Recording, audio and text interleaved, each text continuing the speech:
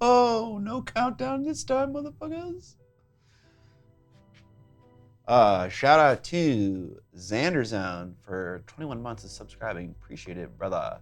Lovable Oaf, 37 months. God diggity damn. And the Idiot Painter, Nerd Gang, and a bunch of emos. Thank you guys. Appreciate it. Appreciate it a lot. The only reason that there was no countdown timer for the start of the stream was because I forgot to do it. Speaking of, I forgot to do that. Surely I forgot to get a chat window for myself. All right, we have some Reaper with the 44 dudes. 44 dudes and dudettes raiding in. Appreciate y'all, Reaper. You guys are always here, holding it down. Give me the viewers. All right. What I need is my chat window. All right. Here we go. All right. Got a little bit of a different plan today for the stream. Not a huge difference. All right. What did I miss? What up, Nurgle Matthew Strake and Jim Crimmins? I've turned invisible indeed. Paint Liquor, Rufus Kit.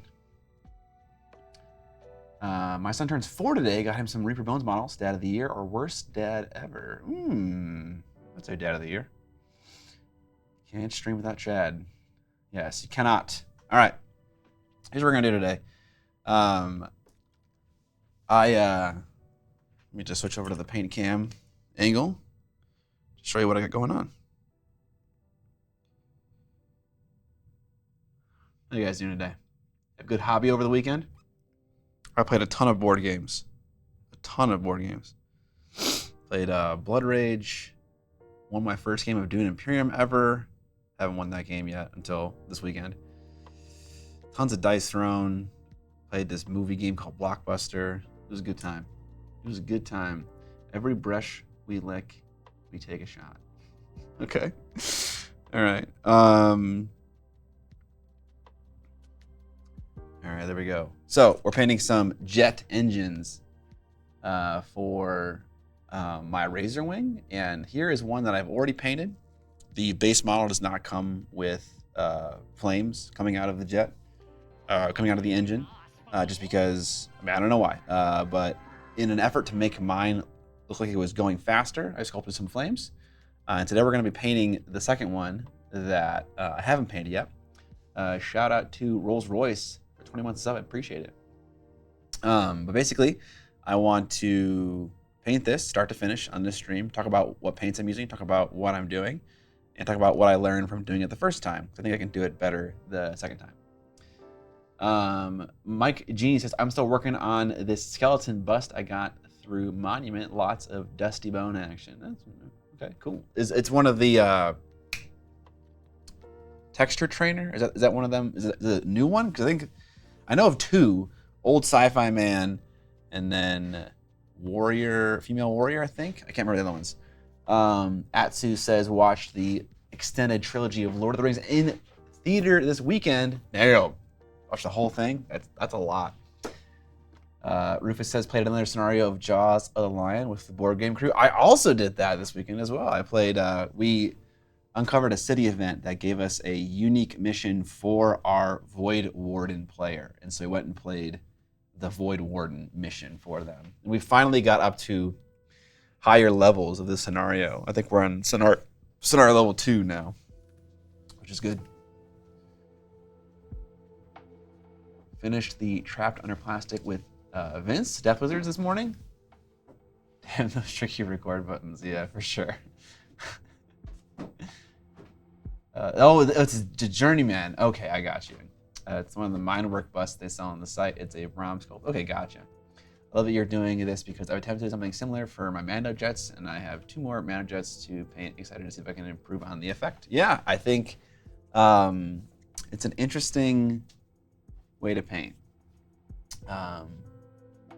Broken Hogan says, let's go. Your YouTube has been my painting Bible as I have gotten into Warhammer this past year. First time I've been able to catch a stream. What's your favorite place to eat in Minnesota? You just uncovered the one for Hatchet? Nice. Favorite place to eat in Minnesota? What's the price range? Yeah, Amber just asked. What's the price range? There's a couple good places that we like to eat. Bluto is a great, cheaper pizza place. Cheaper, it's not cheap. Well, It's, like, it's not like a dinner place that you would go to eat. Good, interesting pizza. Bar La Grassa is amazing. Kowloona is amazing. All amazing places. It's a mine work one. Got it.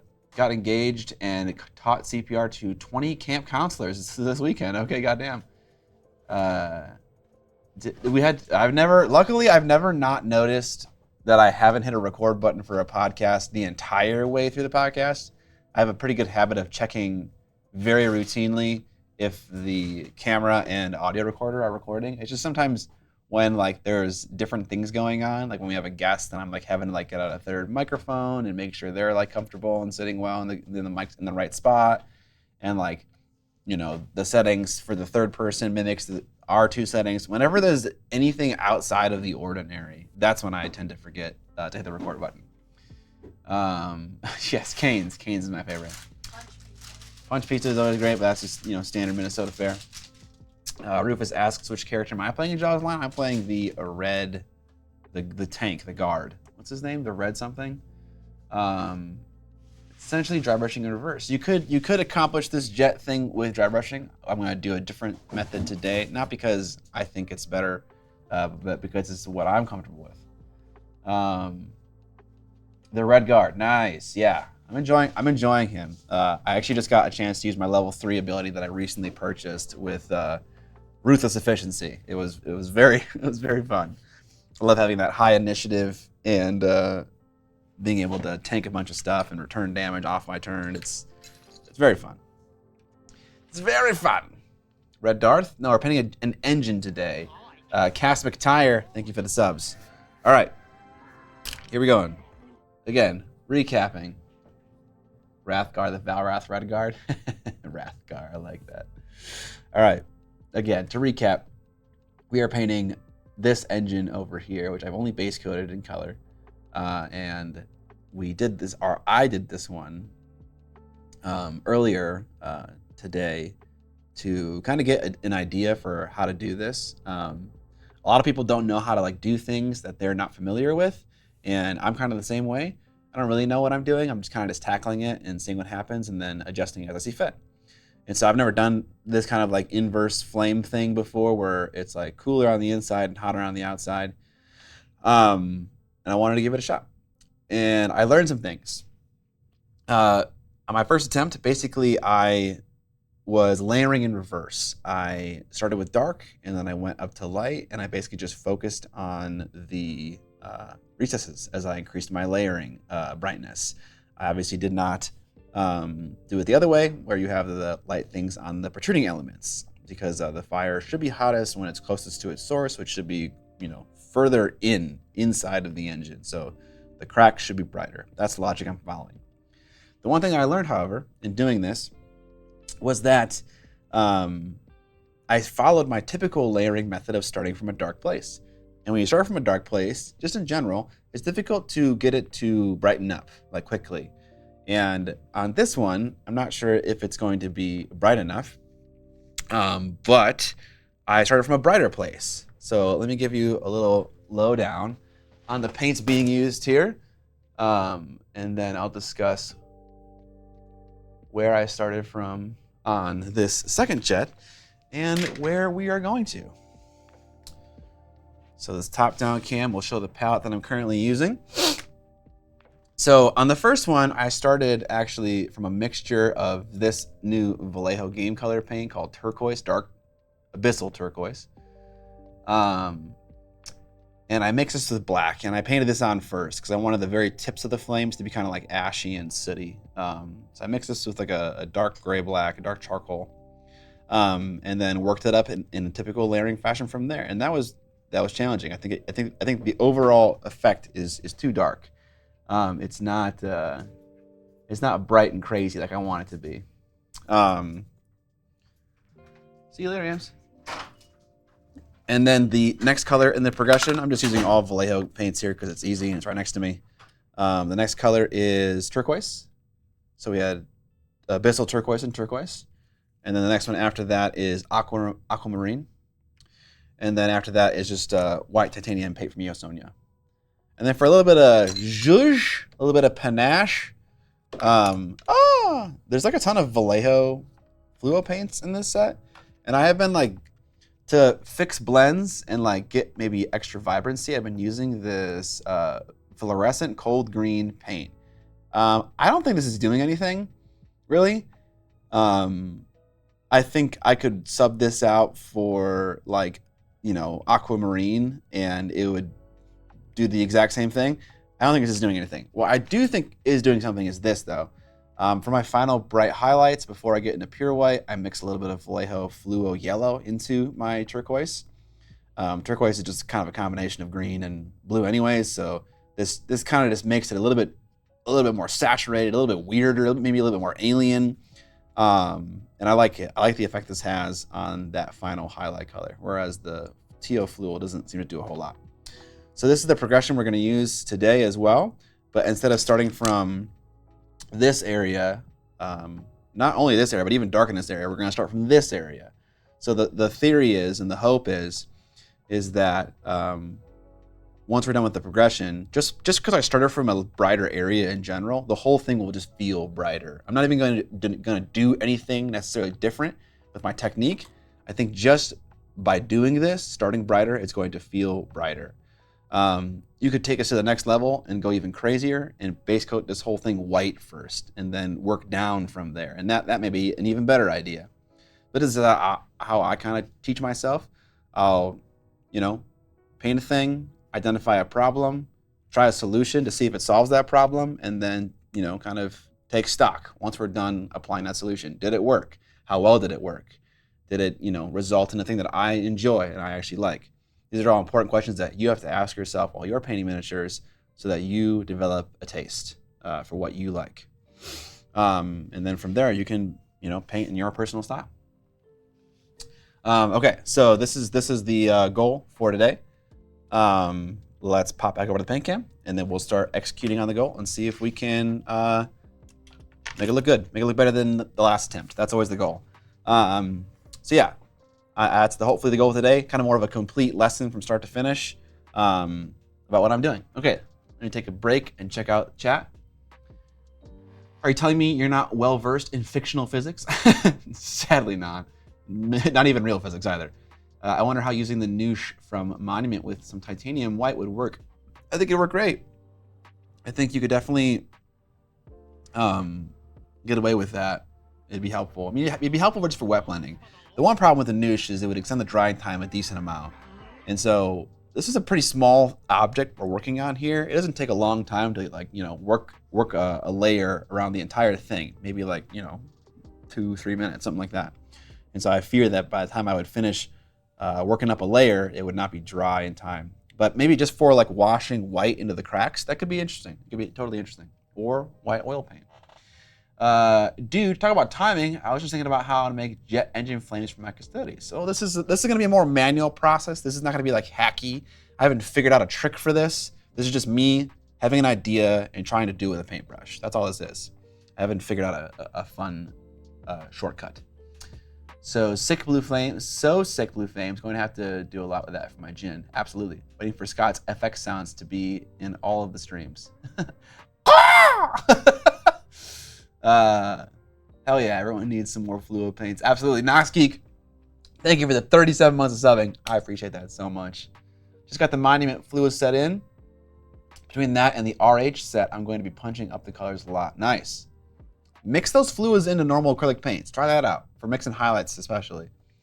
What up, Malibor? Good old-fashioned flaming. Absolutely, Little Goblin. The way I did it was I thinned some titanium white to be a white wash to go into the recesses, and then I dry brushed the light to dark blue. That sounds like a great, fast method, Rufus Kip. Dry brushing can be used very nicely. 98 Vomit Spit came back for some more. Nice Born of Osiris shirt. Thank you, sir.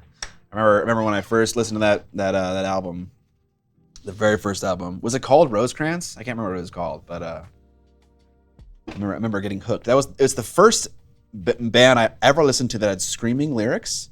And when I first listened to it, I got this feeling like I shouldn't like this, or rather, normal people probably don't like this kind of music, but I do for some reason. And I think my first reaction to it was I don't like it. But then something stuck with me and I couldn't get away from it. I just loved listening to that kind of those vocals. They felt so good. Okay. Thoughts on Fallout Wasteland Warfare? I don't know. I have not played it. Okay. The general goal for this paint job is to have a general high transition from the part closest to the element of power, which is going to be right here, to the point furthest away. We want a general transition from bright to dark here. And then furthermore, we want to have transitions from the crack to the tops of the like these little flames that I've sculpted here. So we want both of those things to happen. And the best way that I know how to do a compound blend like that, if you will, is to start first with the big blend, and then from there work on the smaller blends with more translucent colors, just because that seems to work best. So let's do that. So again, the first color we worked with was the this turquoise, Vallejo Game Color turquoise from the new set. And we're going to start by taking some abyssal turquoise and just putting a little bit around the edge here,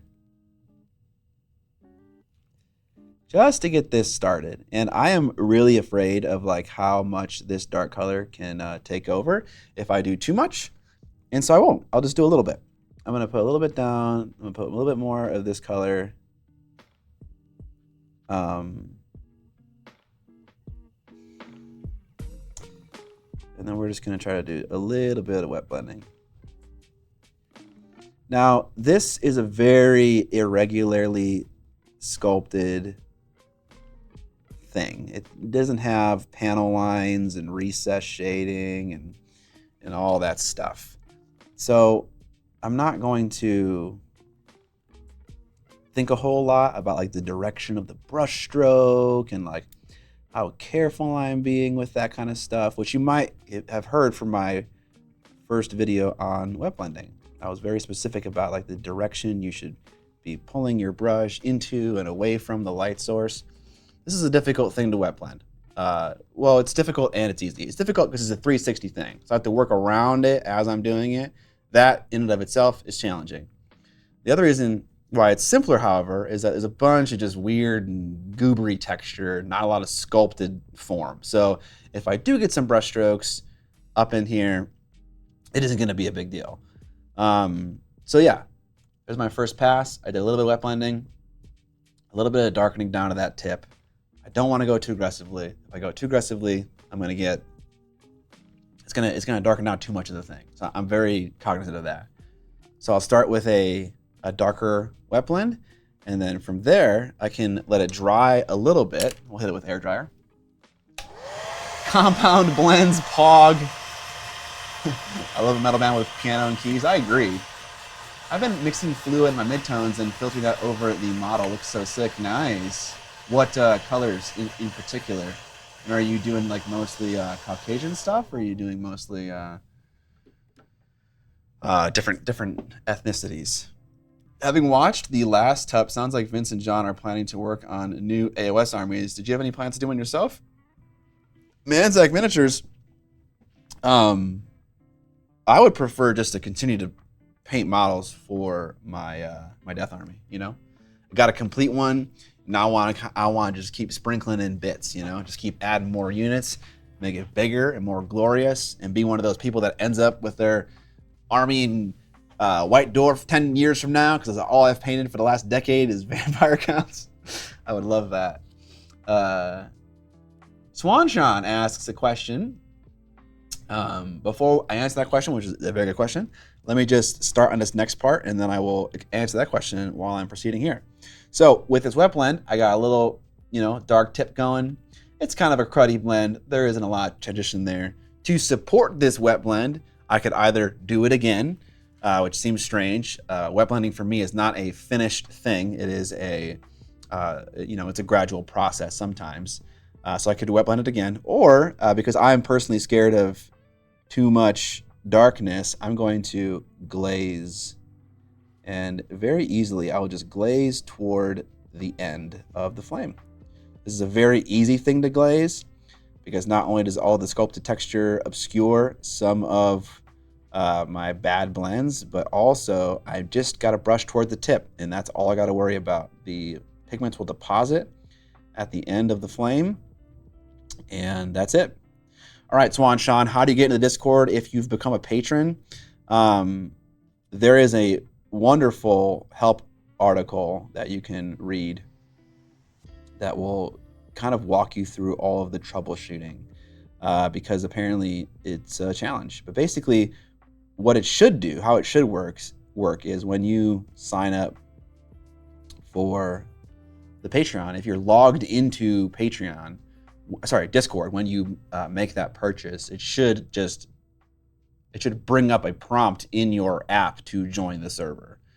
But if that fails, which sounds like it is, I'll Google that, like how to join Discord from Patreon FAQ article, because that will help.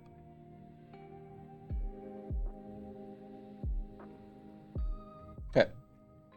What up, Uncle Sturban? Chartreuse and Flua Green. Having some obnoxious green on my Goliath boys. Gotcha. HUD says it should auto-add you. Yeah, it should. Looks like Mike Genie also has some instructions for you in the chat. Thank you, Mike Genie. Appreciate it. Let me know if that doesn't work, Swan John. All right, so we have a little bit more of a transition now. You can't really see too much of the harsh lines going in. And so now we'll try to do the same thing, but from the other direction. All right, so I'm gonna take the next step in my progression here, which is aquamarine. And I'm going to start painting in the crevasses. And I'm not worried about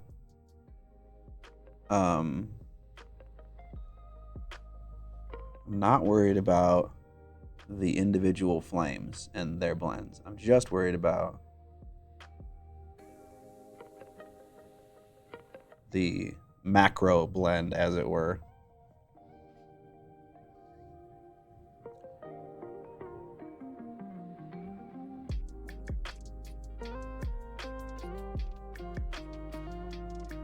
I'm going to take this blend a lot further than I did the other blend, because I do want this to look brighter in the end than I want it to look darker. And so I'm willing to cover up more of the initial base coat than I was with the shadow. And this is probably going to require maybe a little bit more just traditional, laying down base coats, just because it's a brighter color. It maybe doesn't have great opacity. Did I catch the monster that John painted? Yeah, I'm pretty privy to most of what he's painting, just because he talks about it on the podcast, and also we have like a little private chat where we like share our work in progresses and stuff. But yeah, I saw it. Pretty awesome paint job.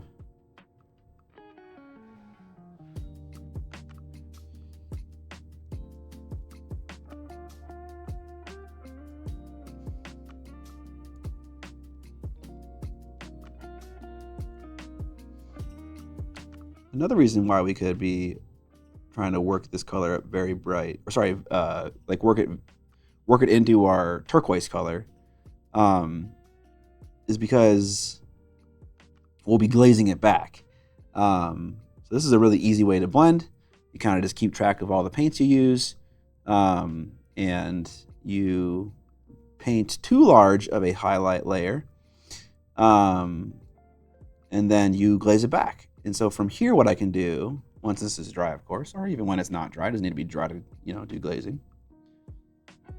Well, now I'm wet blending, but you can glaze, over the transition period to, one second, to blend that divide of color. And because you're using the tone you just put down, it will create a transition tone of like a half step in between your bright color and your dark color. And it won't really darken down the other layer on the other side of the blend because it is already that color pretty much fully.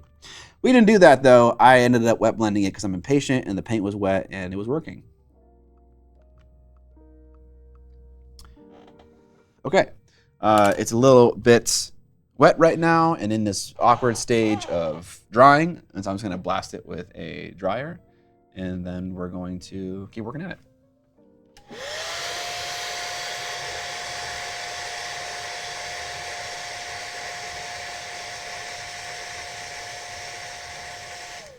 Plush Amazon, or Plush Amaze 1, or Plush Amazo NE. I don't know. Does John ever bring his doggo to your house to play with the puppers? No, they've never met, but I've met John's dog a couple of times. Miniatures down. What up, Vincenzo? How's it going, brother? Hope you're having a good day, and also hope you're feeling good about just about you, where you're at in life. All right. Again, I'm not sure if this turquoise is at full opacity at this stage, so I'm just gonna do it again. I'm just gonna paint that same thing, and I'm gonna do it again. I'll often do this when I start working in the upper register of paints, just because it's sometimes hard to tell if you've reached full opacity with any given color, until like you paint a second layer of it, and then you realize, oh hey, that's not as bright as it could be. And so to avoid that and to avoid the chalkiness of future highlight layers, having a hard time covering up all this half opaque layers, I will just do another second layer of paint.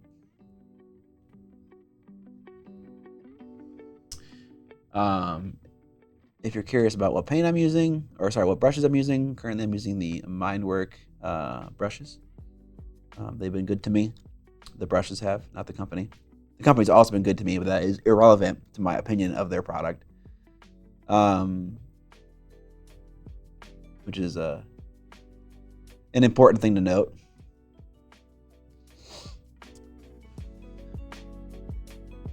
Okay. There's a bit of a blue transition beginning here in the middle, from our original base coat to this new turquoise paint we used, or aquamarine, sorry. All right, awesome. Glad to have you in, Swan Sean. Miniatures then, it's pretty good. The nice smash weather is good for the soul. How are you doing? I'm doing okay. I'm doing okay. Having a lot of good time with my friends, going to visit cabins, playing lots of board games at those cabin trips. Good times, good times. All right. I mixed some white. In fact, let me just show that. All right, nice. All right, so I took some of my aquamarine and I would say I mixed it 1-to-1 with the white to get a nice little step in between. And here's where I will start mixing in fluo green as well. And because it's a brighter color, you can start to notice the effects of the fluo green sooner than if you were, say, mixing it into a dark color. Lighter colors just tend to take color a lot more easily. All right, let's get back to that paint cam. What up, John? How's it going, man? Chat, what's with the discourse on the most recent Painting Phase podcast? They had a Golden Demon painter on visiting who Hollins, who recently won a Golden Demon, and he included an AI generated 2D backdrop for his entry, and he won. And so when that first happened, there was a lot of, not a lot, but there was, for our hobby, there was some upset about someone winning with a generated AI backdrop. And then he recently went on the Painting Phase podcast and talked about that, and, kind of defended his position. And he did so probably not in the greatest way possible, by calling other people virgins who disagreed with him and stuff like that, using a lot of ad hominem and whatnot, just assaulting people personally to defend his position. And they kind of just laughed it off, and were like, oh, they're idiots. And, generally that is not the best way to deal with a problem like that. Speaking from experience of being a YouTuber, you don't want to just, insult the other people that are like levying valid critique against you. I don't have a problem with Neil at all as a painter. I don't think he's an awful human being. Yeah, that was a little rough to listen to.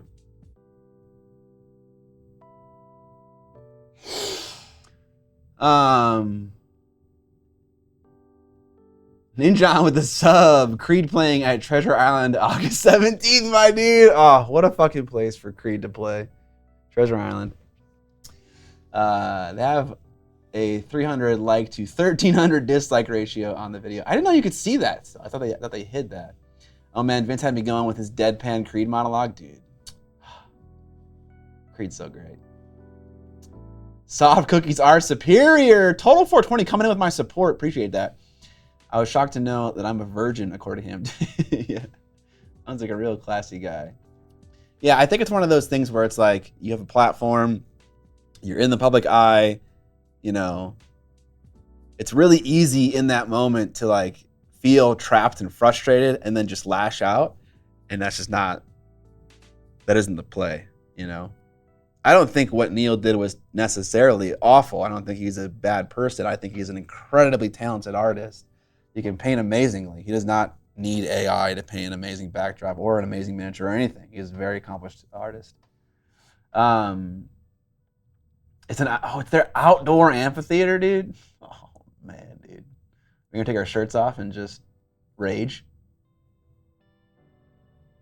Oh, guru of the brush, impart your wisdom on me. Thank you for everything that you do, Scott. You've been a huge help. You didn't ask any questions. You're very welcome, Placebo. I appreciate those kind words. Must be a 40K player. Got him.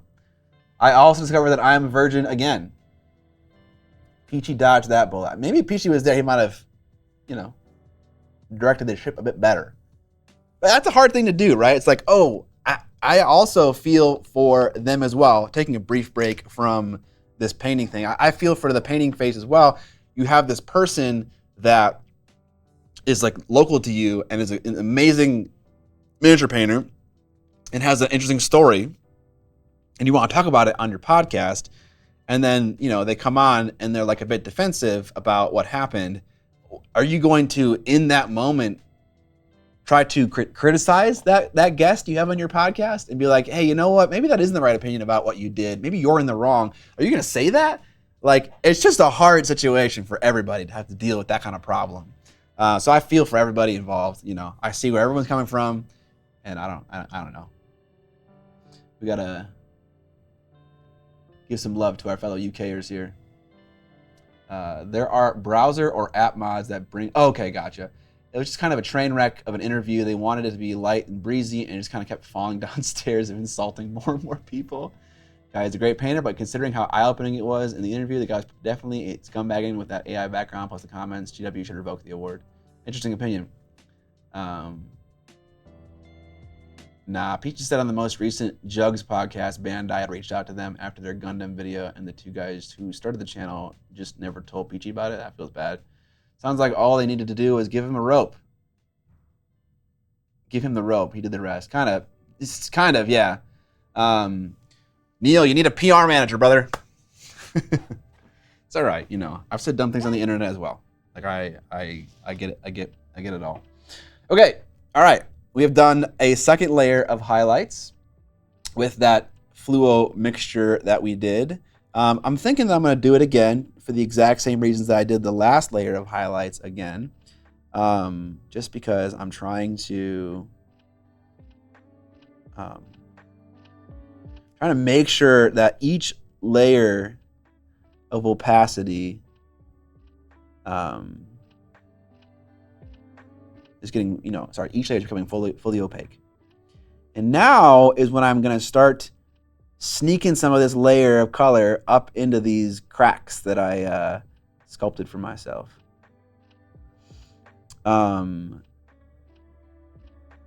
Just a bit. And I'm going to hold the model like this.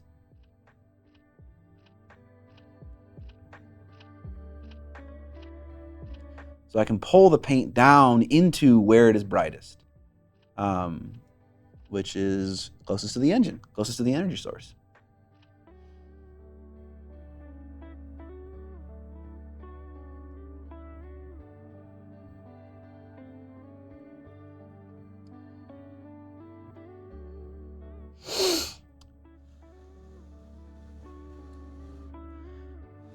All right. I'm going to mix more white and more fluo paint into this teal mixture that we have ongoing. And I'm going to effectively just do the same thing, but smaller. I'll be posting some photos of my recently painted gear in the Discord later. Glad to be part of it. Hope to really enjoy the streams and can't wait to watch more. Awesome, Swan Sean. Thank you so much for the support. I really appreciate it. If you ever want feedback, there's a Discord channel called, I think it's just called CNC, Comments and Criticism. Just make sure to tag me in it. I don't watch that channel religiously. Honestly, I don't watch any channel on my Discord religiously. There's a lot going on. So whenever you need me for anything, literally anything, just tag me. And if there is a question or something that requires my response, I will get to it at some point. It may take me 24 hours, 48 hours, if it's like over a weekend or something like that, or in the evening, but I'll get you. Hashtag painting feedback. Literally none of the things I said. Awesome.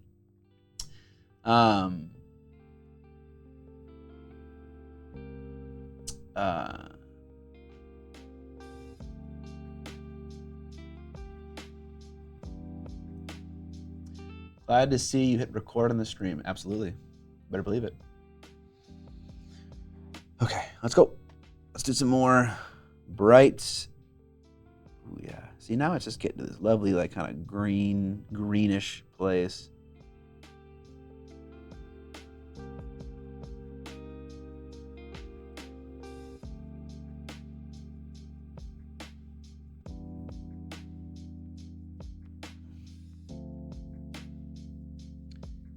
Greenish, bluish place.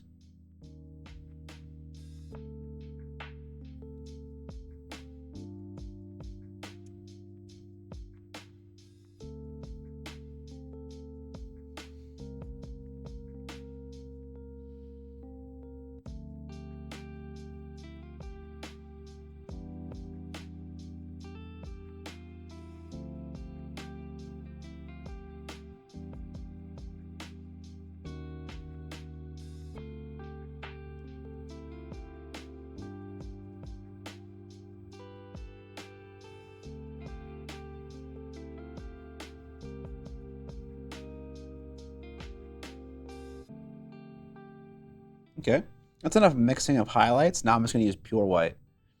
And one thing you have to be careful about is, so I sculpted this. There's a gap in here normally. In order to make it easier to paint, I essentially jammed it with green stuff.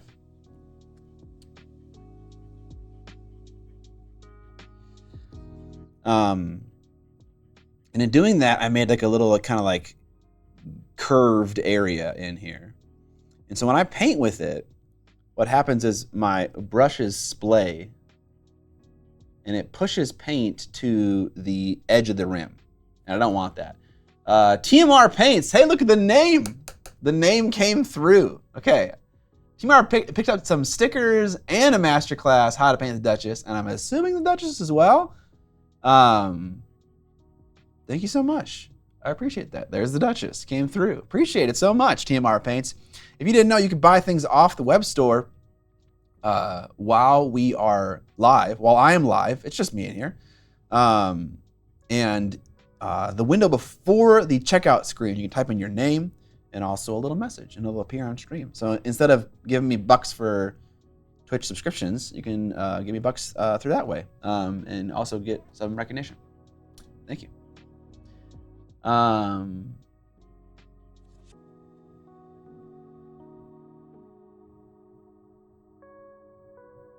To be honest, I'd be shocked if he makes the trip to Milwaukee next year, considering the hate he got. Yeah, I would imagine that he would be less inclined to go.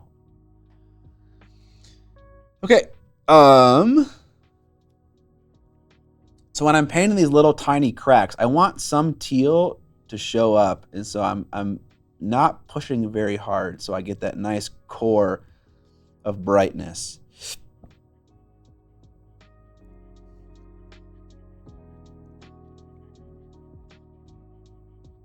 Okay.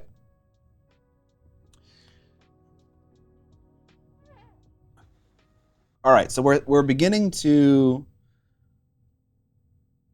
get the transition that I want. Like I want a transition of bright here to dark here. And so now what I want to do, and what I've already started to do and will continue to do, is I want to start to brighten up some of these cracks in a local sense, like based on where it is in the flame, closer to or further from the source of the energy. I'm going to use various highlight colors and shadow colors to get it to hopefully work out. So let's start doing that.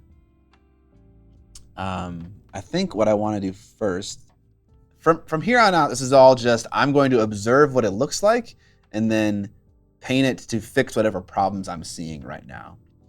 And one thing I want to do is I want to bring up some of this brightness up more. I want it to be brighter, bright white, further down the flame. Not necessarily bright white, but just brighter. And so I'm going to paint with some dirty white paint here. By dirty white, I mean I just have like teal color in my brush, and I'm putting blue white in it without cleaning it, and that is causing it to be a little mixed.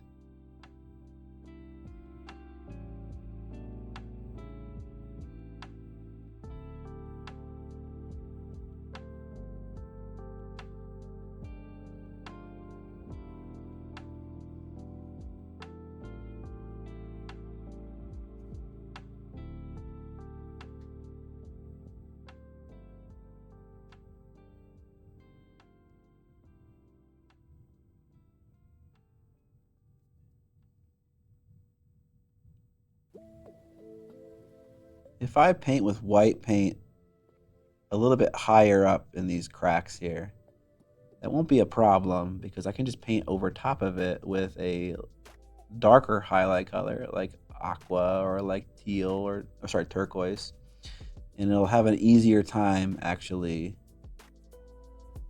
covering up that white than it would this darker turquoise paint. So don't be afraid to do that either. I'm doing here. Okay, so that was what we did. We brought the white further down the gradient. So instead of just being like in the last half of this rectangle, it's now, I pushed it more that way, and we'll keep doing that. We'll keep looking at a thing, identifying the problem, and then seeing if we can fix it. You should add a stream donation to the store so people can just throw you $5 and get a pop-up. It's not a bad idea. I wonder if I could do that in an easy way. I feel like Twitch makes it so easy to give a streamer $5 with their system, and that's obviously the main attraction.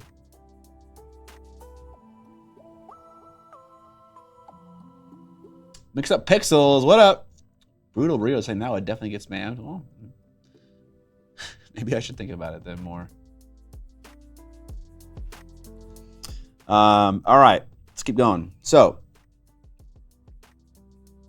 I'm going to now take the color aquamarine, and I'm going to paint some of the veins of the fire, if we want to call it that, higher up in the flame. So I'm going to take this paint, I'm going to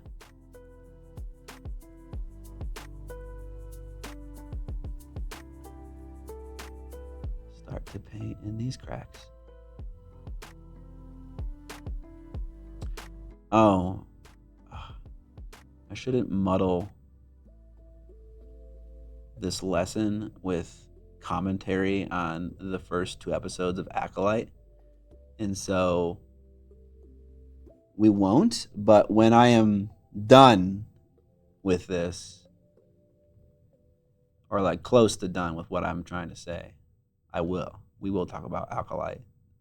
Acolyte, the new TV show, the new Star Wars TV show from Disney, taking place several years before the main trilogy, so it's all new characters.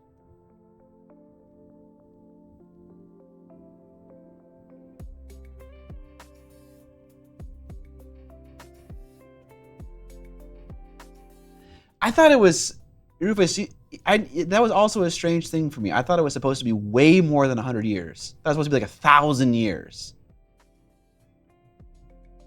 I'm really enjoying Acolyte. Interested to hear your thoughts. Absolutely. Star Wars Acolyte is really good.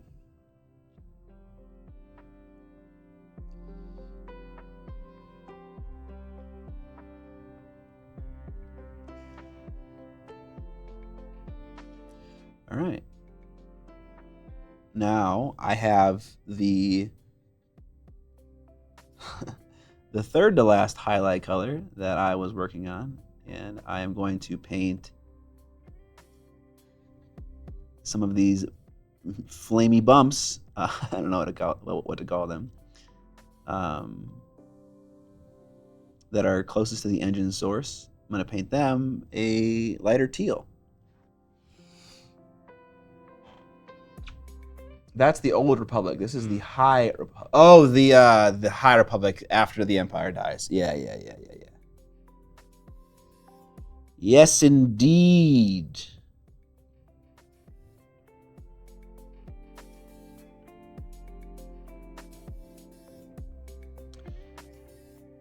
The problem with what I'm doing is that you kind of kill the effect when you reduce the contrast between how bright the internal part of the flame is compared to the external part. But in doing so, I guess the idea is you make it more realistic.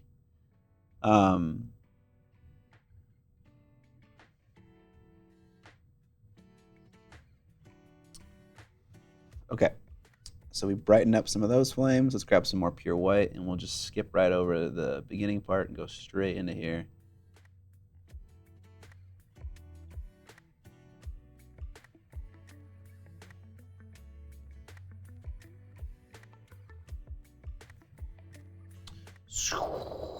Okay. Rolls Royce says, I liked it too. I wonder if the goal for it being only 100 years prior is that they can start to set up the foreshadowing for how the Jedi Order eventually crumbles. Showrunner and Lucasfilm have said in the press that it takes place at the end of the High Republic era, which the books have established takes place 200 years prior to the events of the Phantom Menace.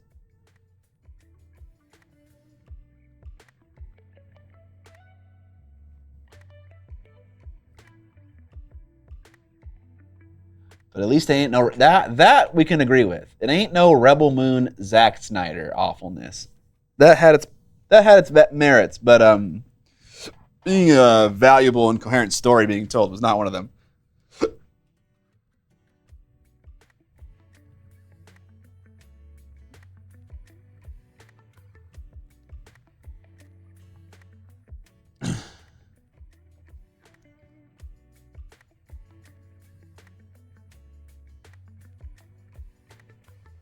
right, still working with pure white here.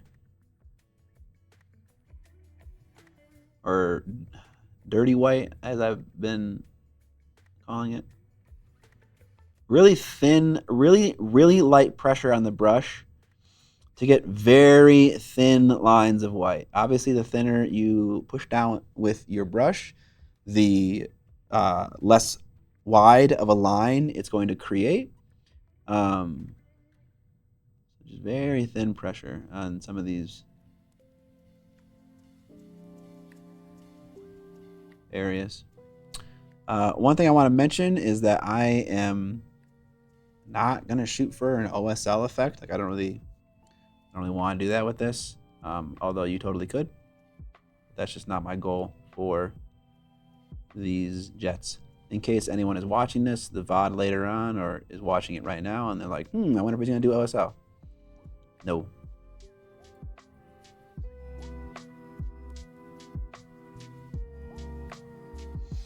Okay. All right, so the reason that I was doing more white was because I just brightened up this area, like these little higher flames. And in doing that, like I said, I reduced the contrast between the flame and the inner flame, making it harder to see. And so I'm trying to make this effect easier to see. That's the whole point. Otherwise, I wouldn't be painting it. And so I'm just brightening up the under fire part here to, again, bring back some of that contrast. So I basically brightened up everything. All right, cool. Let's grab some more of the aquamarine, kind of our mid-level turquoise color. And we'll continue on with highlighting, but highlighting the under part.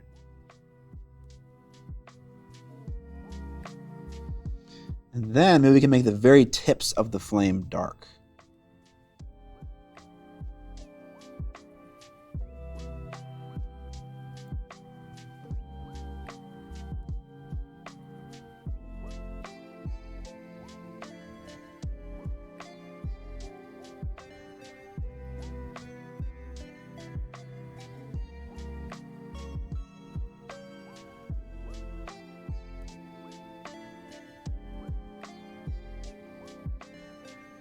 Let's do that. All right, now I'm going to grab abyssal turquoise here.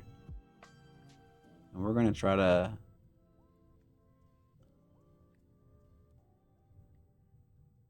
clean up some of these tendrils.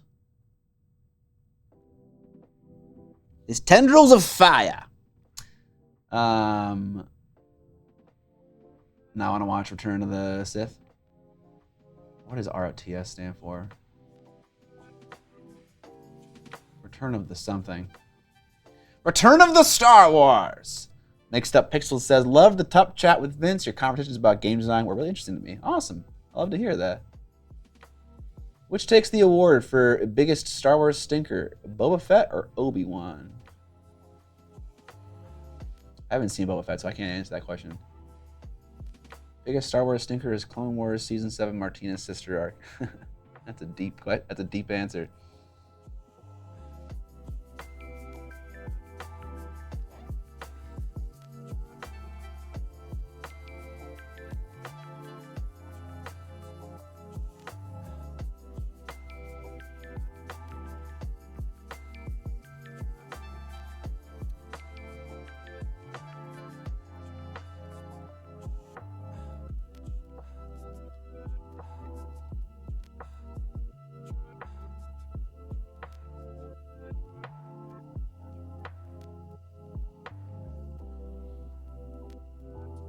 All right, I really like how stark that is. You have that bright turquoise inner fire and that dark light. What I don't like, and this is the kind of thing that you think to yourself but never say out loud, or you never see in a YouTube video, is I hate how abruptly that flame ends right there. And this is part of just me not sculpting smartly. Like I didn't. This is a way a painter sculpts without thinking about. Sorry, this is the way a sculptor sculpts without thinking about a painter. The fact that this flame, the sculpt just ends there. It does not terminate nicely into another tendril of fire. And so I need to do that. I need to paint that and make that happen. So even though this is not sculpted like this, I'm going to paint it where it continues into that other fire, like how it should be sculpted. And maybe it won't fool you guys, but anyone who looks at it from far away will be fooled, okay? I guarantee it.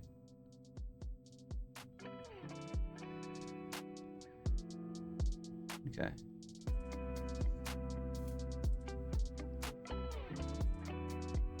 That's getting a little too far down. So we're going to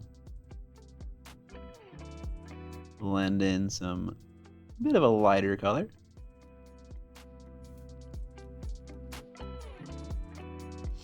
All right, I liked what that is doing. So we're gonna keep trying it out. I'm gonna keep painting this dark color on top, and I'm gonna keep pulling it down. I'm gonna turn around actually.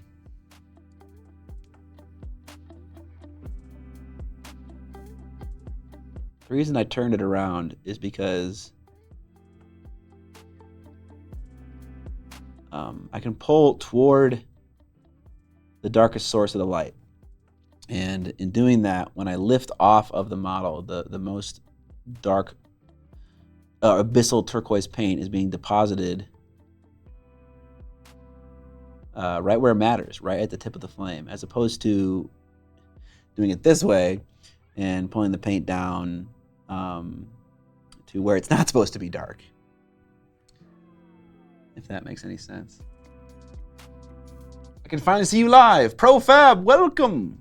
Welcome.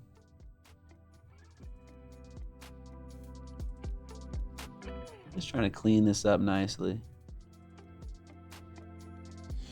Placebo says, or asks, are you going to change the tip of the flames at all or leave it as is?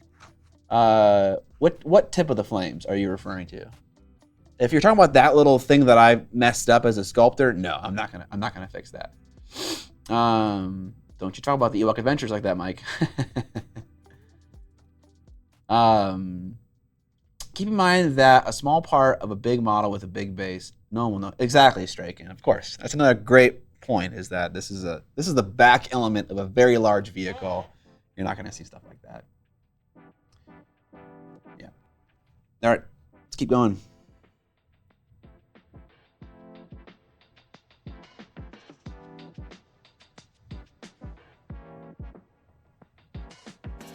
Now, as you like paint with a paintbrush, obviously more and more paint's going to come off. And what happens naturally when you're doing that is your brush will be applying like more and more diluted paint. And you can use that to your advantage.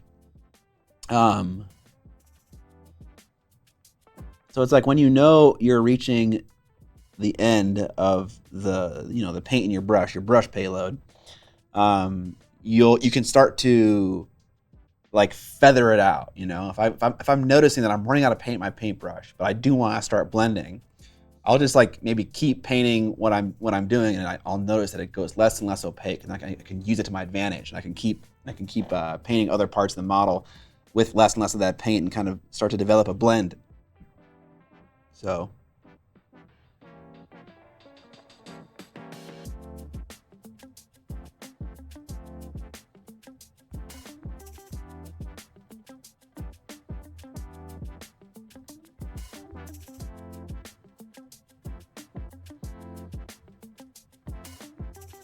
Okay. It's looking okay. It's looking better. I'm gonna mix abyssal turquoise and turquoise to get this intermediate color, so I can start painting areas like this kind of like mid bulge. I'm getting a lot of contrast on the ends, like up here where it's super dark, or down here where it's super bright, but in like that middle area, I'm losing something. And so we're gonna up the contrast, but not with that same level of darkness that we just did. Maybe I'll use it to also blend out some of these darker colors that I'm working on.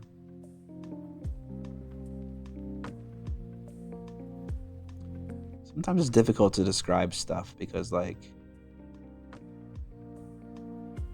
I'm like painting a thing that I don't know the terms for, you know, like what the inner flame, like what do I call it? I have no idea.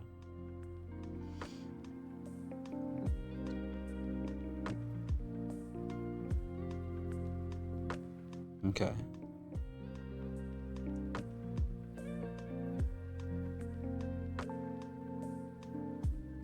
All right. So now I'm gonna look for problems and try to fix those problems. And one problem I noticed was this area was missing a lot of contrast. I don't really know what happened over here, but I'm gonna come back in with a bright turquoise color, one that's appropriate for this area of the model of the jet flame, and I'm gonna start carving in these inner fire lines. Whatever you want to call it.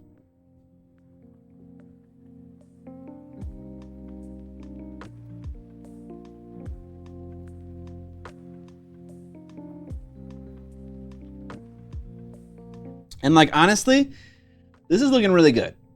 Like I think this is looking way better than what I just did. Not way better, but definitely an improvement. And you could be done right now. Like we could futz for days on this. The core of hotness.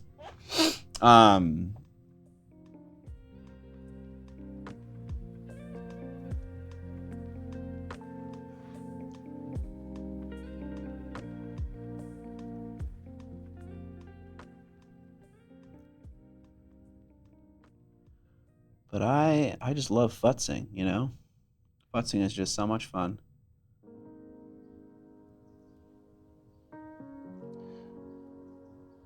It's where you really come alive as a painter.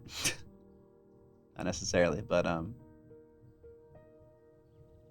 it's where you really can learn stuff.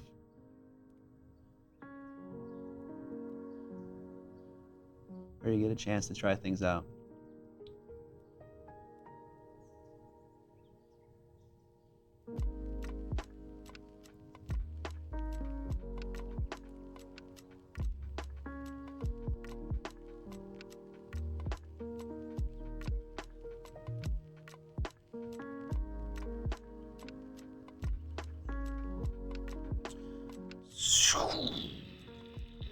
Yeah, I like this way more than the last one. And I think what is doing it for me is I'm pulling that blue color higher up into that darker spot, or maybe there's just more sculpted detail to work with. I'm gonna keep working though. I'm gonna keep working. I came here to drink blood and futz forever. Hell yes. Profab says, sorry, I'm a bit late to this awesome paint party. Is this for your Jakari army, spiky pirate space barge? 100% it is for my Jakari army, spiky pirate space barge. Otherwise known as a razor wing jet fighter. Yes, it's definitely for that. All right.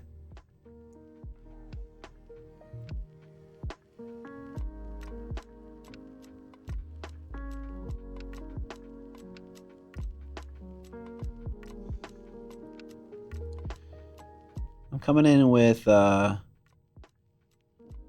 somewhat diluted dark blue color because I'm kind of just haphazardly painting this.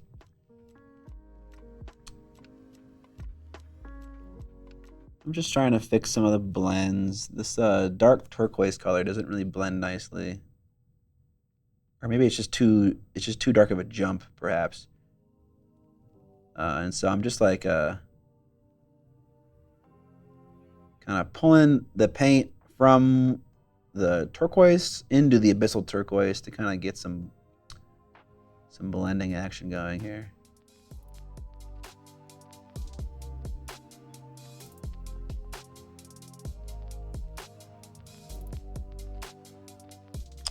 right here. It's just like ends super abruptly.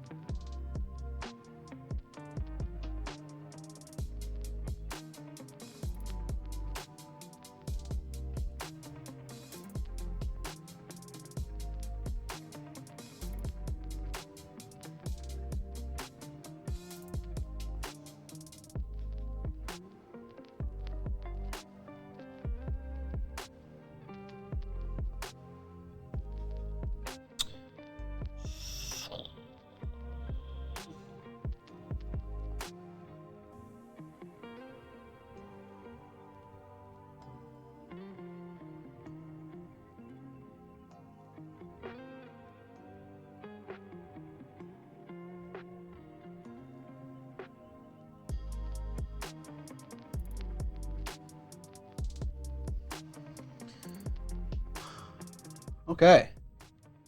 I'm pretty happy with that. I can keep going, but I think if I just stop there, it'll be good.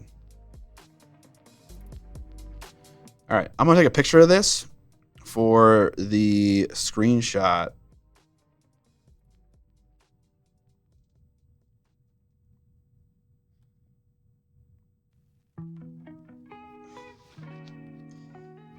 For the thumbnail for YouTube, so bear with me a moment while I do this.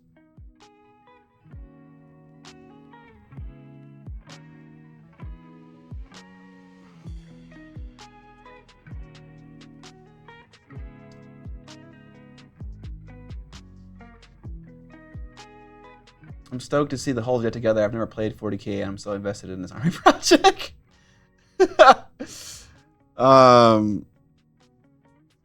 Thank you. I still have so many miles to build and paint. 2 more hours of futzing? No, I think I'll be done. It's important to just be done at a certain point. All right, let's attach it onto, well, first let's just see if there are any painting issues that I want to solve, like paint that I chipped off too much of, and there are, so let's fix that first. I dropped so much money when I started getting into this hobby, and I'm like, I'm like, what did I do? What have I become? What if the dark parts of the flames were a little purple? No. I'm done. All right. You're going to lose visuals. Someone put on this for a bit. I'm just cleaning up the paint job. Like there's some silver chipping that I was a little too aggressive with, and it actually like revealed like the plastic below. And so I'm just covering that stuff up with more silver paints, or if I got some blue somewhere, I'll just cover that up and it'll be chipping. All right, let's go back to the paint cam here.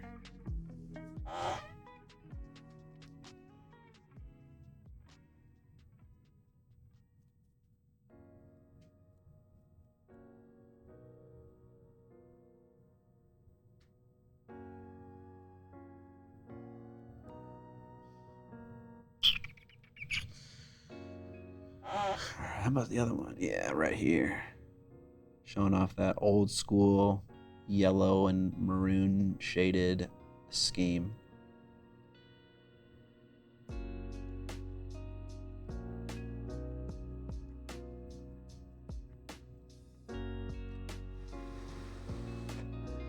All right.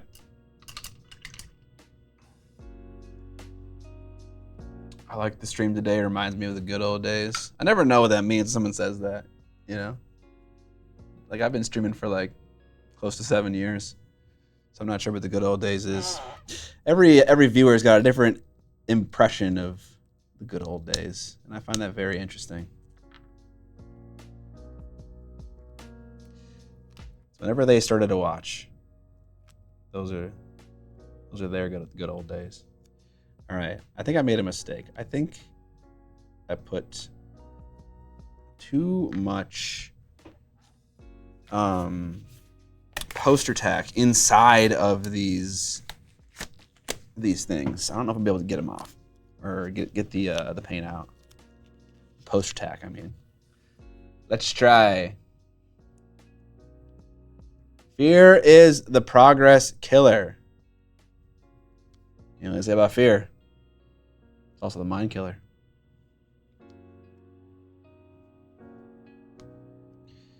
Let's see if we can get this to come out. We don't need to get it to all come out, honestly. Some poster tack can just live in there for like the rest of time. For me, the good old days was John reading whatever people typed into chat out loud while Scott tried desperately to focus.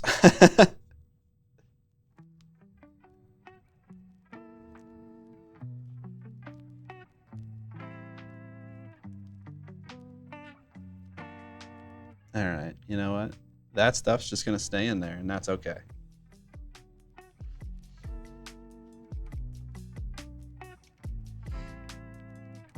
Or they both painted in Dan red things. There you go.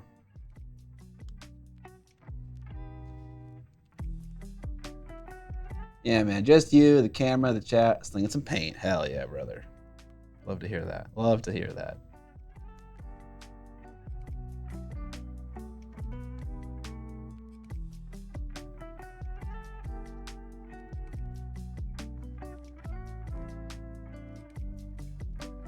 I could probably try to get it out with some tweezers too. Let's try that. See what I can grab out. Like a big chunk I can grab. Damn, there's a lot. There's a lot in there.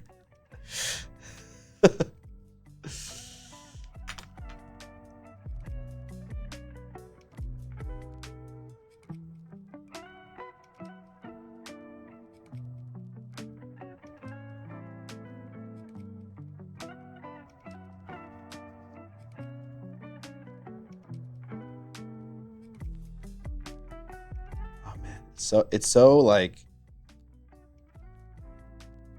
It's so OCD to want to like try to get all this stuff out, but like I don't need to, but I just really want to, you know? You know what I'm saying? All right, fine, I won't. I shan't. All right.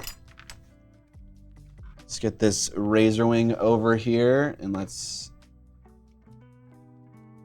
just see if it fits in there without needing any fuckery. Or if I will need some fuckery.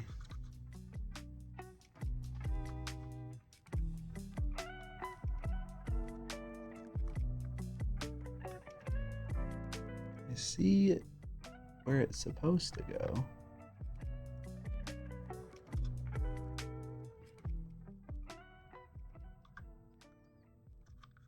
I had to like break this off in order to get it to work.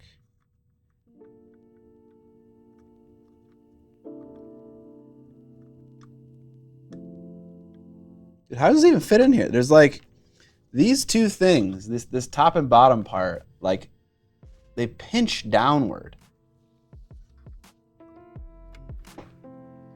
Maybe if you got the rest of the poster tag out, it would fit. No, it's not. The poster tag is not what's causing the problem right now.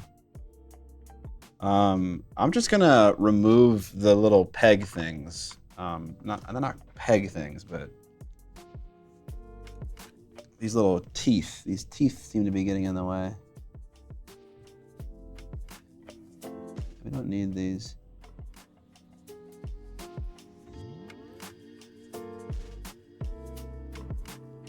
I had to rip these things out in order to get this to work. Or get it to come out so I could sculpt it, the fire stuff. So I don't think we really need that. Some glue will be good enough.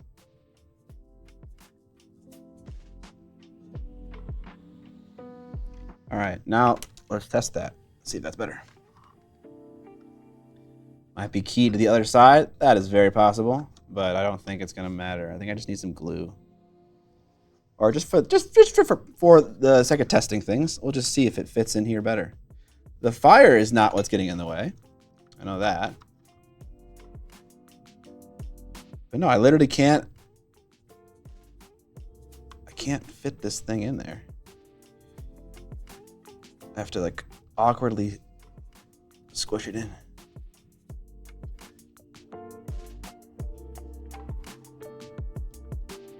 Okay, that's just pressure fit in there. I mean, that was cool. I know that it skips from silver to black, but I wanted that. I want the back half to be black, but I wanted there to be like a little bit of separation between the engine and where this thing started. And it was like easy enough to do. I just like that, like reveal, the silver and then the black. All right, so that seems like it will fit with some finagling, but let's just make it even easier.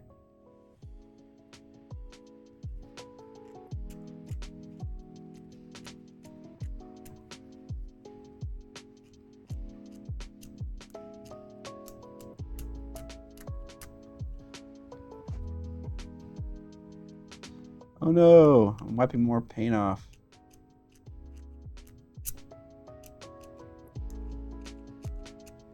I will fix that when it is on the spaceship, because I can't fix it now. I'm just gonna fuck it up again.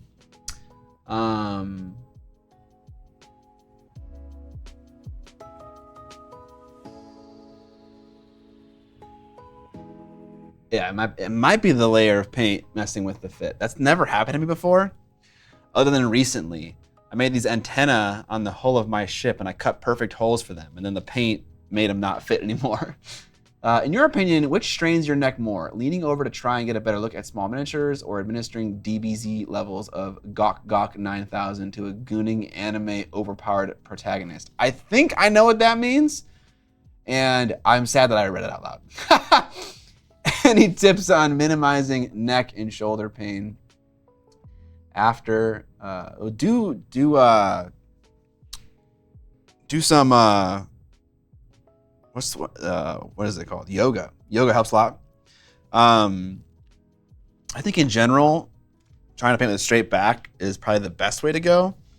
So, allowing you a pose that gets your face close to the model, I think is necessary. And so one great way to do that is you'll see my desk is right here. That's like in line with right here on my chest. It could be even higher. This desk could be higher. And then I could just lean my wrists right up against the edge of it, and the model would be in my face. And then I don't need to lean down to get my face into the model. So just simply by raising your desk height, I think you'll have a better posture. But it depends how you paint, right? If you're one of these guys, if you lean back in your chair, then maybe that wouldn't work for you. What up, Gray Moons? That was just a lot of words, only to regret them immediately. Stretches help, yes. A little hard to demonstrate back stretches on stream, but yes, a stretch would do good.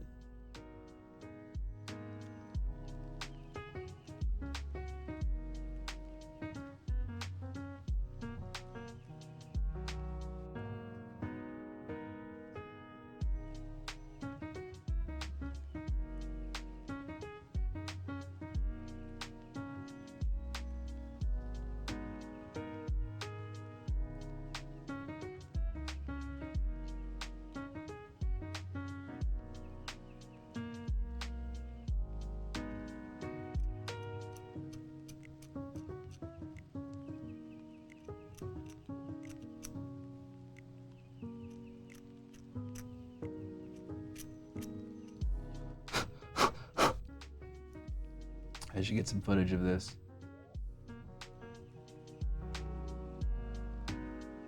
Sorry if the frame rate drops.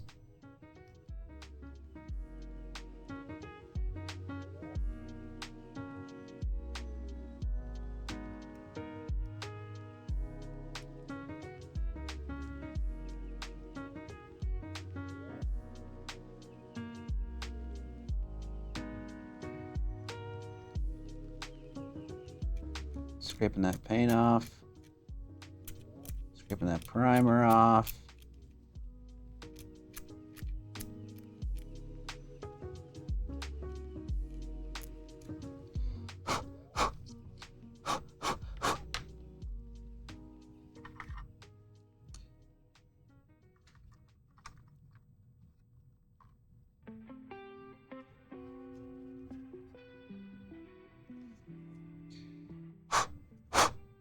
All right, well, it fits now.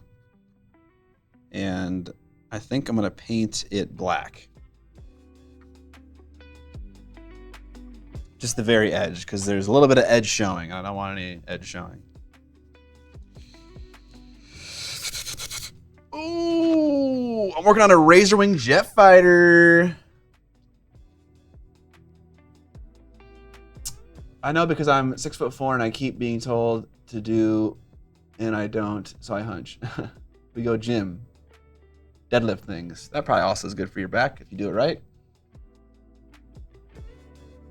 I want to get that Eons of Battle nipple height hobby desk set up for my office. Absolutely, I agree. I was thinking more silver on the main body looks thicker. T hiker. Love what we just talked about posture, and he'd back to the hunchback position, Kek W. I mean, so here's the thing about me and back pain. I don't feel like I have much back pain, like while I'm hobbying or like after the fact. So I'm not really sure how I get away with it, but I don't have to hunch as much as I do had I been painting with a lower height desk. So that helps. I certainly don't have the best posture, but whatever I am doing is working for me, seemingly. I don't have any issues. Scott's just built different. That's what it is, guys. I'm built for the back hunch. I take regular breaks. I mean, yeah, while I'm streaming, but I paint very often for hours at a time.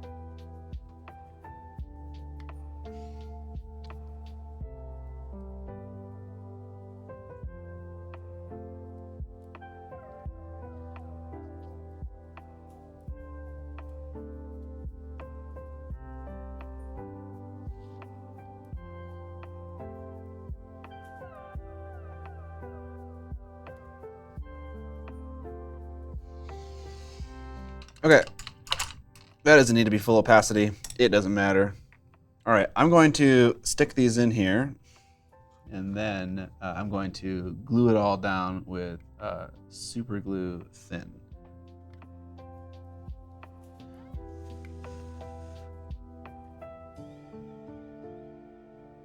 Part of, okay. I gotta find the part that actually has the gray highlight.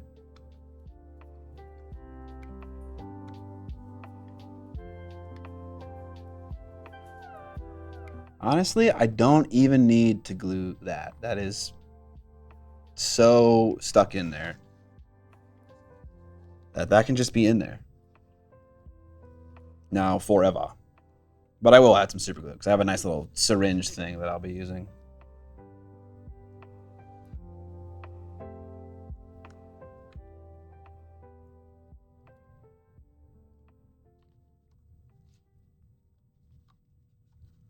All right, let me fix this one area right here.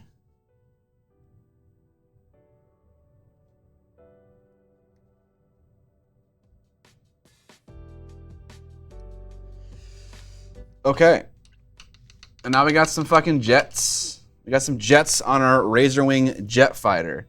Excuse me while I play with my toy jet. Oh, the more things I add to this, the fucking sicker it looks. Except for, I don't know, I said this in a Patreon post, but the the teal and yellow together kind of make it look like a clown car a little bit. But I don't know. I add more stuff and it keeps looking cooler. So what can you do? All right, I'm going to get some super glue thin and we'll tack this down permanently. What palette paper do you use, or is it just parchment? Okay. I am. This is honest to God truth. I was sent a bunch of palettes at some point, and I, like a good scientific YouTuber, mixed up all their papers accidentally. So they're just sitting down here, and it's like Russian roulette. Some of these I fucking hate. I don't fucking hate them. Some of them are just not as fun to use because they like soak up paint, and some of these aren't fun to use. Whatever bag this one is the one that seems to be working the best for me. I realize that's totally unhelpful. But in a pinch, I would just use Reynolds parchment paper. That's what's always worked for me, and I've never had an issue with that. I use that at home. All right, let's get some super glue. Dude.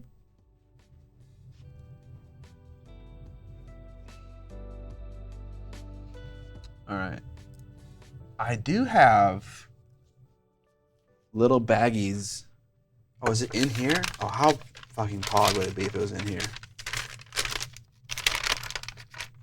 I do have little baggies of syringes for my CA glue. I remember buying them from the hobby. Oh, here they are. Oh my God, I would have never found these. I have no idea how or why I put them where I put them, but I found them. I also suppose that a lot of miniature painters are cave trolls who rarely do physical activities to make your back stronger, but again, it's me supposing. Yeah, probably. Seems like a reasonable conclusion to draw, but without data, it's impossible to say. It's gonna look so neat. Thank you, Gray Moons. I also think that it'll look pretty cool when it's fully done and it has this big base. How's the base and missiles and such looking? They're looking pretty good. I don't want to show it all.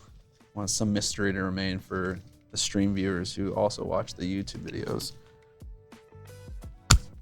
Okay.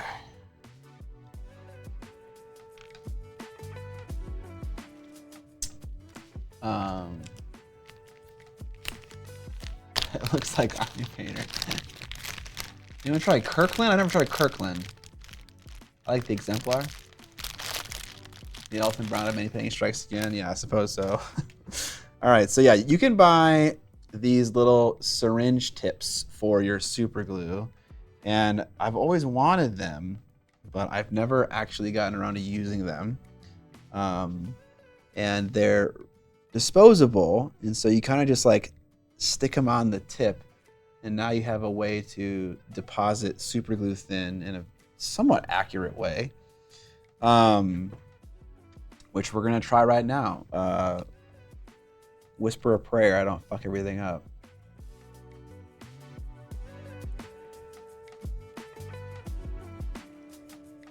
Here it comes.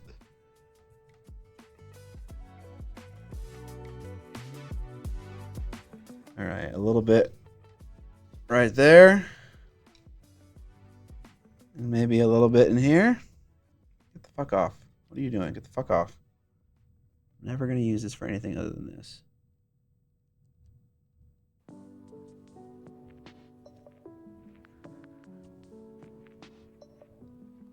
All right, well, yeah. With the pressure and a little bit of super glue, where is this going? It's going fucking nowhere.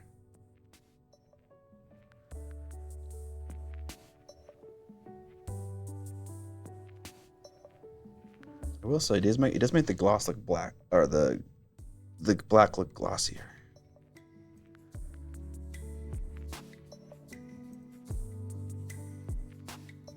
All right, yeah, that is going nowhere now.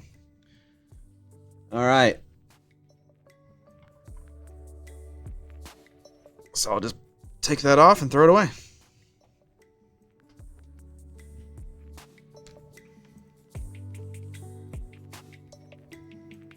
What it is, Scott? What up, Noir? Deus. Just the tip.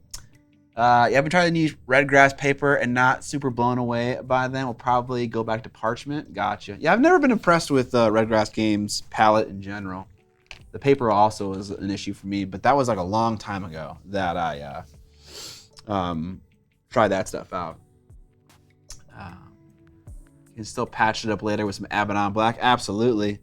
Or just drop some matte varnish in there, either one.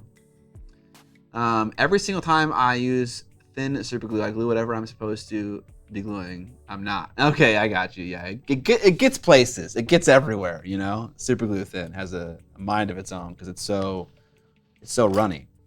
I was ordering the AP wet palette paper from Amazon, but they arrived with a waxy finish, making them hydrophobic. Wonderful. That sounds like exactly what you'd want to do.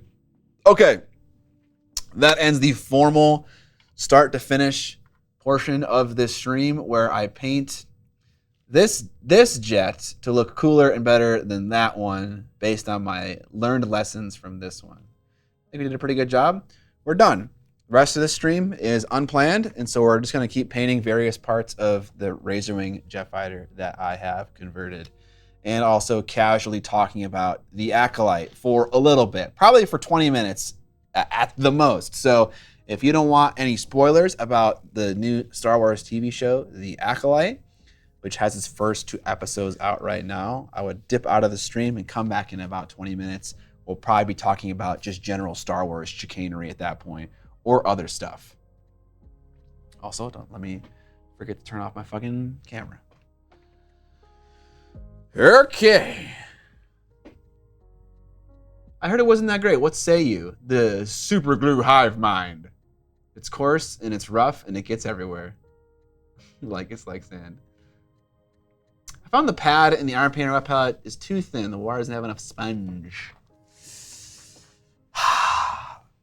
Guys, I've had a dream of making a wet palette for at least 3 years, and I have like a lot of good ideas. I feel like I have a lot of good ideas for wet palettes, and I just don't want to criticize wet palettes openly and say what they could be doing better, because I know for a fact I'm so fucking slow.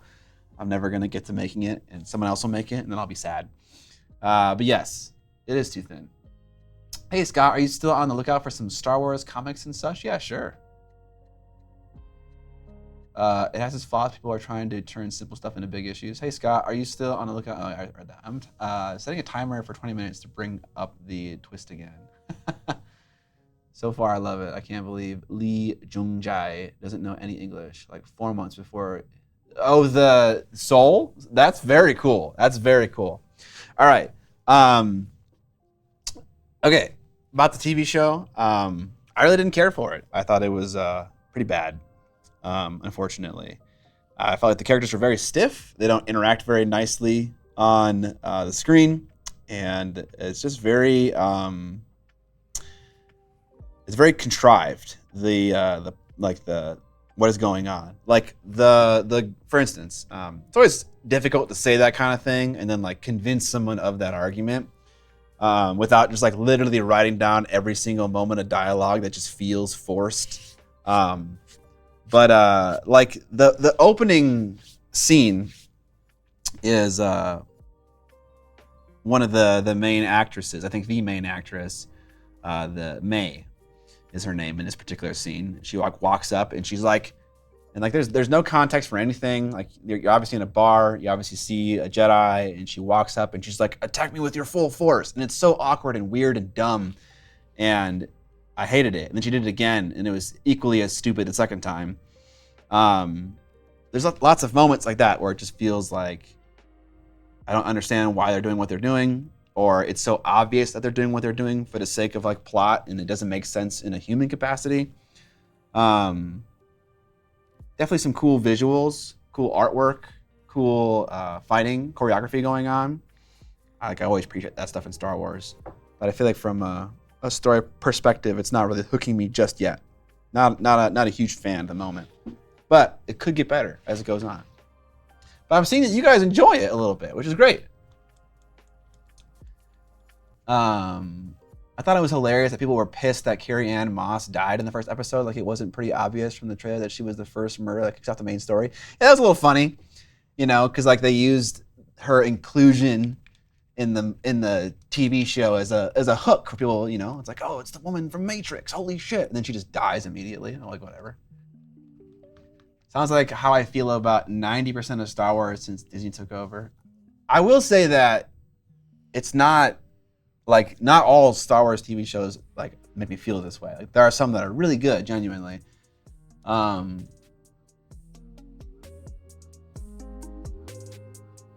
The one actress everyone hyped for dies in the first 3 minutes, right? Exactly. Give me Thrawn. Yeah, some of it is contrived. I feel that though, but also the characters are constantly hiding shit from each other, so the awkwardness kind of also makes sense. I kind of feel like the same way about Breaking Bad, the dialogue between all the family members is hot garbage the whole show. Is it? Okay. Rufus is cautiously optimistic. Wonderful. Yeah, I honestly wish that I had written down the moments that made me feel the way I felt so that I could just explain them better to you people. But yeah, my general kind of like impression of the show was that it felt very ham-fisted. At least the characters and like the various stuff. I'm trying to think of better examples, but I have none, unfortunately. Any Star Wars is good to me. It's better than no new Star Wars. That I will agree with, Malibor. I agree with that a lot. The one character is just straight up awkward. Like that is part of his character. Oh, yeah. I mean, okay, sure. The newly minted Jedi Knight. I forget his name, but yeah, he's the worst. I can't stand him. I get what they're doing, but yeah, he's obnoxious. Yeah,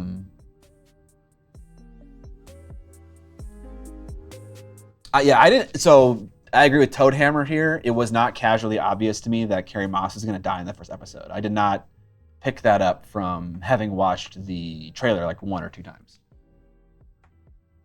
Unforgivable? I don't know if it's unforgivable. I mean, like that's okay. It's unforgivable to you. That's totally fine. It's totally fine. For me, I was able to get over it. It's kind of like a okay, like I guess we're doing that kind of thing. Let's see where this goes. Yord. Fucking Yord. What a fucking name.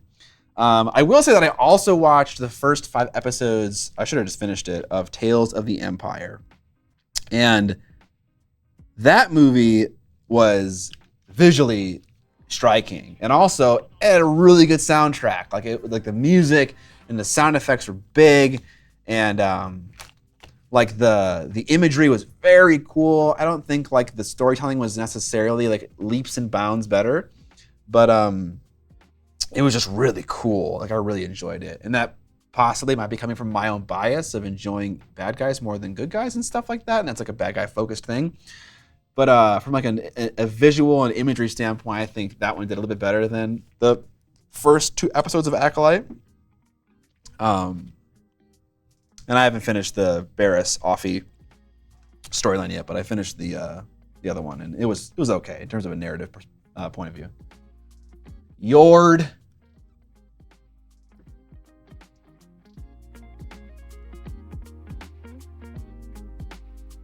Yeah, he's definitely socially awkward.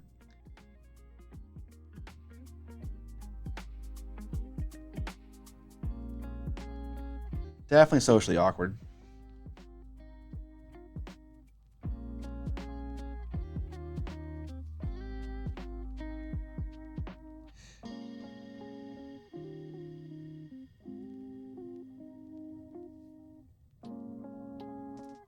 Let's paint some rockets, y'all.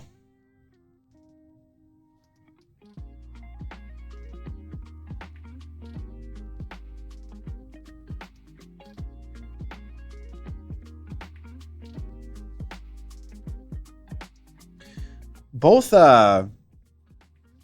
episodes end with a cliffhanger, as TV shows tend to do.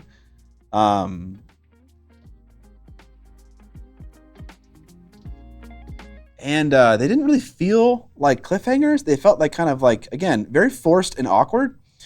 Like the second episode ends when yeah, okay. Here's something that's contrived. Okay, so you guys have seen an episode, you know May, you know she has someone who works with her to give her poisons and stuff she needs to like kill and attack people. And that accomplice ratted her out completely, like sold her completely to the point where she could have gotten caught and totally fucked. And this person who is vindictive and spiteful and evil and mean, and she's hunting down these Jedi that wronged her in her childhood, is totally like, when she comes back to that guy who totally ratted her out and almost got her imprisoned, she's like, I'm mad at you. And he's like, but wait, I have this intel that like you're like, we'll be able to find this other Jedi you're looking for. And immediately she's fine. She's fine with that. Dude, that kind of character would fucking murder that person or extract the info she wanted out of that guy and then killed him. Like, she wouldn't have just let him like live. And maybe she will that later in the show. That's fine. But anyways, the guy, this character they just introduced has plot advancing information, just very simply. He's like, hey, I now know where this person is. And it's like, oh, this person that we were unable to find previously? It's like, we have that info now? It's like, yep, I have it. And it's like, oh, okay. And then it's like an immediate cut to the person they're looking for yelling at like some scavengers. It's like a Shrek in the swamp scene where like they show up, they're gonna steal his goods. The Wookiee walks on screen and yells at them. And then it just ends as if like the character we're seeing is a significant hook enough to get into the next episode. It all felt very awkward and ham-fisted. And it's just like, wait, what is going on? Like, you got that information? You don't want to kill this guy? It's like, who is this person? Are they important enough to be a hook for an episode? So a lot of those weird feelings. Did you guys feel that way at all at the end? Get painted rockets. So abruptly switching topics, what's the flight stand situation looking like for this sick-ass ship? Mike, you probably have already, if you haven't seen the posts on my Patreon, it's a big sculpted sand wave, essentially, that's going to be riding on top of. I thought the ending of episode 2 was very abrupt. I agree. I felt like both of the episodes were very abrupt. The dude is the only thing that's taken me out so far because he plays a really funny, goofy character in The Good Place. Okay, I got you. Out of the almost hour and a half, the last 45 seconds of episode 2 were the most exciting part of both episodes. But there were some cool fight scenes and stuff in them. Nah, she's cosplaying as a Sith. She's not that dark. Oh yeah, the ending of the first. Now it's all coming back to me. The ending of the first episode is like basically. Oh man, I gotta keep painting while I'm fucking talking. The ending of the first episode, you get a glimpse at like who the real big bad is, and there's like some like dialogue about like, oh, the Empire or the Republic didn't know, like the real issue to investigate was like the power of an acolyte. And I was like, oh, okay, they're name dropping the TV show, but it like meant nothing. It meant nothing because like they were describing this thing that has no meaning and no definition at all. And so it's just kind of like, okay, like you sound threatening and ominous, but what you're talking about, like no one in the TV show understands. And intrigue only goes so far when you're trying to like make a character look badass and evil and like outline how villainous they are. And there's just this guy just standing in the background waving his hands in front of some waves as like there's some like, you know, evil dialogue going on. But that's all it is. It just sounds like evil dialogue. The words that are being said they're not compelling or evil at all. So yeah, that was another bizarre moment. But it's interesting that a couple of you guys are enjoying it, though. It's so weird. I like mind fuck myself while I'm watching media. I'm like, do I like this? Do I not like this? Why don't I like this? And like, what I really should do is just sit there and enjoy the damn thing, instead of getting in over my head about whether or not I do like it. Anyways, let's see what you guys are saying.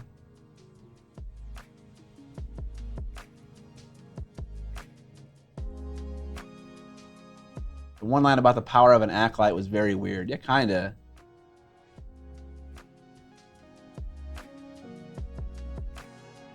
Some of us just like fun, Scott. Why do you hate fun? I'm not trying to, I swear to God. I don't want to be the fun hater. We all made fun of Obi and it was cool. No, I'm just kidding. Obi was bad. I will say the fight choreography in Obi-Wan was definitely better than what we're seeing so far in this one. But it's still cool. It's still cool as people run around and be on wires and you know, use the Force and stuff. That's still very cool to see.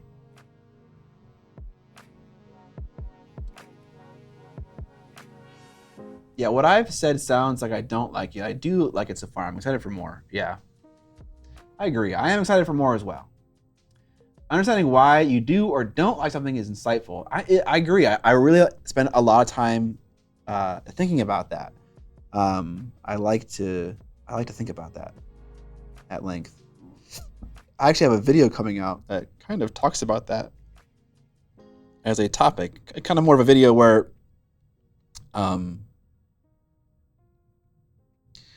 it's more me just chatting to the camera about less of the specifics of what the painting is, but more about just like an important topic. I don't do that very often.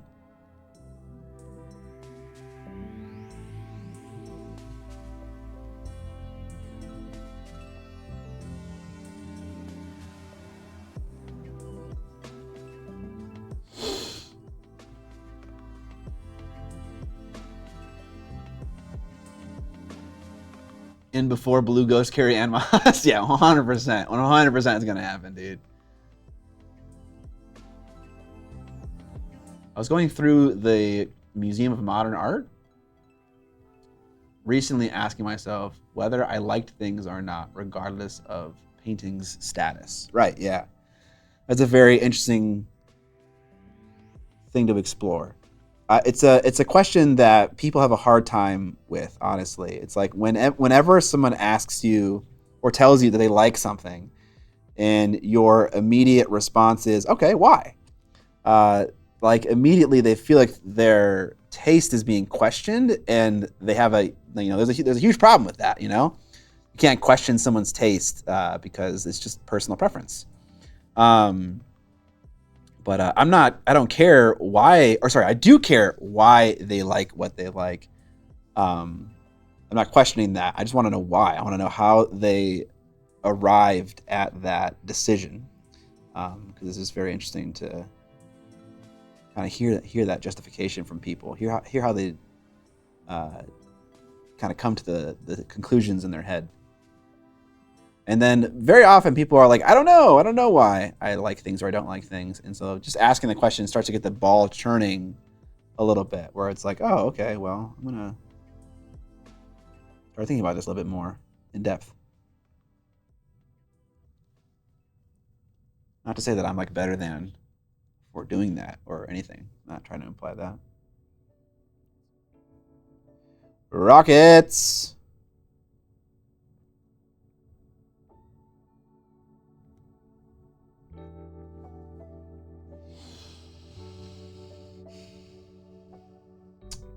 It's okay to want more substance when it feels like a lot of content. Nowadays, it's just churning out high volume IP with a diehard following. That said, we'll always love Star Wars, but Kenobi is a prime example of phoning in and relying on nostalgia in two specific moments, an entire season to pander to the diehards. Yeah, kinda. If they do that, it'll be legitimately. I'll be legitimately mad. Filoni made it a whole big thing in Clone Wars. Oh, they'll definitely do that. 100% Atsu. Well, maybe not the Blue Ghost, but you're definitely going to see scenes of Carrie Fisher flashbacks. Maybe not the Blue Ghost though. Scott, have you seen Fanboys? I feel like now might be the perfect time since you're really going in on Star Wars. Is that the one where like they need to save their friend, and it's like they like go on like a Star Wars thing to like find like the script for an unreleased movie or something like that? I don't know the whole story. I saw it a long time ago with my mom, actually. I don't which might be funny considering I don't know if it's like raunchy or something like that. But she's not a raunchy lady. She's a very nice little Christian lady.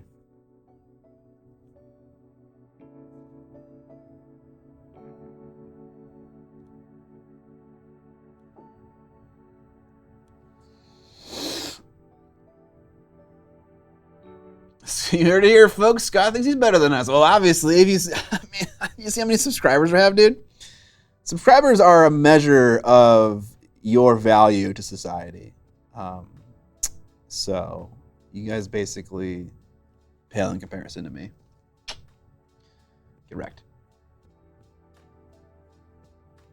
Every fun comedic romp starts with a terminal cancer diagnosis. That is funny.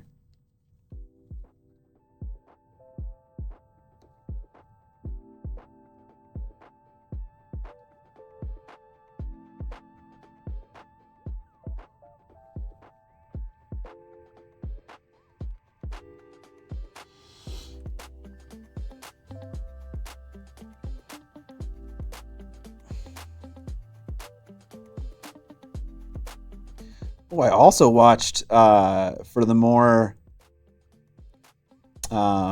filmy nerds out there. I also got around to watching The Zone of Interest, which won a couple of Academy Awards this past Oscar season. The further away I get from that movie, the more I like it. Reviews. What else did I watch? Well, I watched a couple movies with Vince. I watched a bunch of shitty movies with Vince, actually. Yeah, The Zone of Interest was good.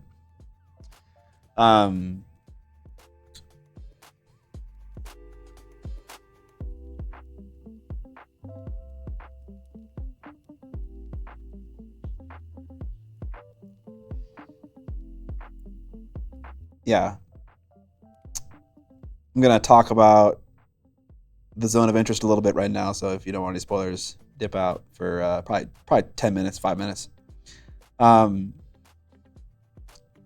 and I had to like pause the movie to go and Google search something because we weren't sure if like the movie we were watching was bad quality or something, but like there is like a constant low rumble in the background of the movie, and that is an intentional sound edit that they did.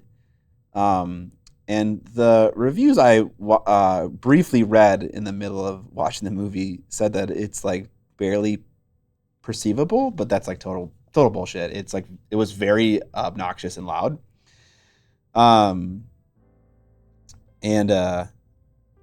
I just couldn't handle it, and so we basically turned the volume down so that it wasn't so obvious, but the dialogue was lower than I would have wanted it to be.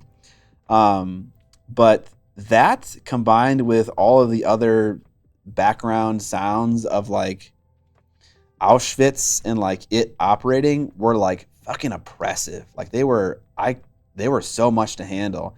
And like so much of that movie was just going on in the background, and it worked. Like you never really saw like the face of real violence and terror, but like you felt it. You knew it was there. It was there's a lot I want to say about that movie, but yeah, it was really good. I actually don't like Glazer as a director. Like I really disliked Under the Skin. I thought it was pretentious and stupid. I didn't finish watching it.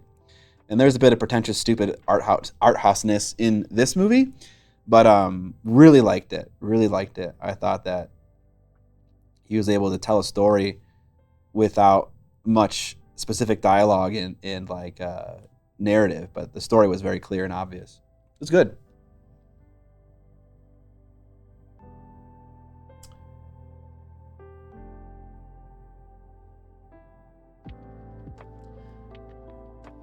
Under the Skin was so good. Yeah, I watched it when I was a bit younger. And it was just I don't know, maybe I couldn't handle it. Maybe I couldn't handle the level of art houseness. I really disliked it. And there's definitely some art houseness in The Zone of Interest. Like the way it opens is like it tries the viewer's patience, which I'm never like a fan of that in like in entertainment. Like I understand what they're trying to do, like in the zone of interest. They're trying to, you know, maybe put you a little bit in the shoe of, you know, someone of that time. They're trying to frustrate you, trying to get you like weirded out like right away in the beginning of the movie because it's going to affect your viewing of the rest of the entire movie. And so that kind of stuff I get. I just don't like it.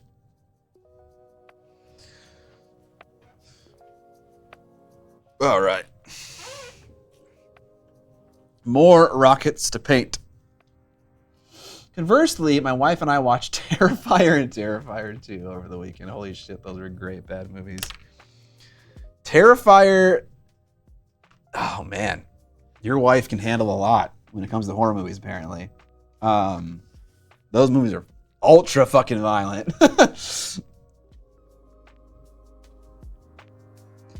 Ultra, super, super violent. Well, I don't even know if I saw Terrifier 2. I kind of was like, okay, I get it. I get what this movie is doing. I don't necessarily need to watch that second one.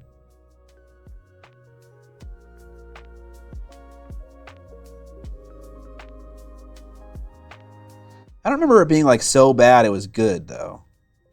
Is that the impression you got, Mike? That it was like a bad, funny horror movie?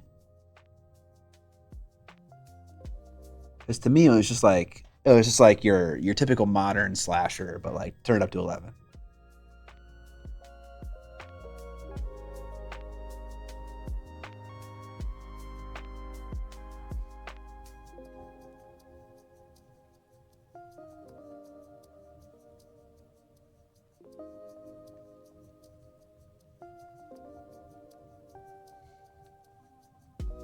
Watched Meg and Meg 2. Everybody's watching sequels, apparently. Yeah, like the practical effects were just so over the top, and the dumb reactions of the art and the clown. Yeah, the clown was definitely goofy.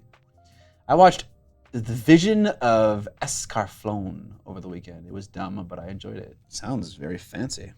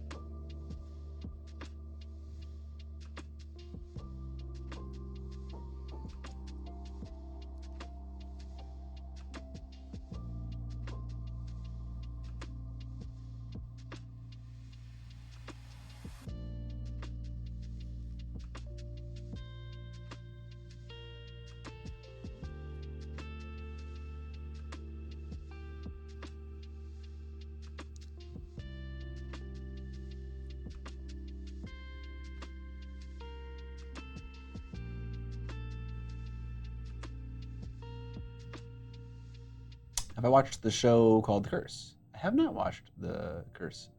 The show called The Curse. Love that tan color? I do as well.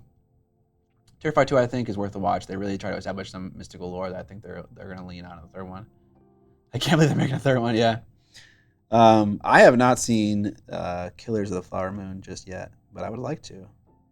I would really like to.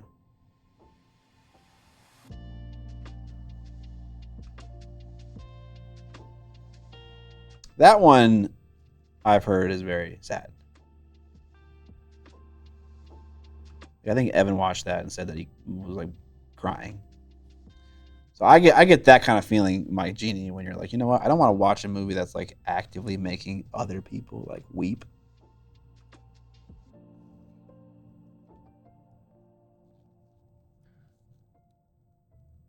Oh, The Faculty is so good, dude. The Faculty is so good.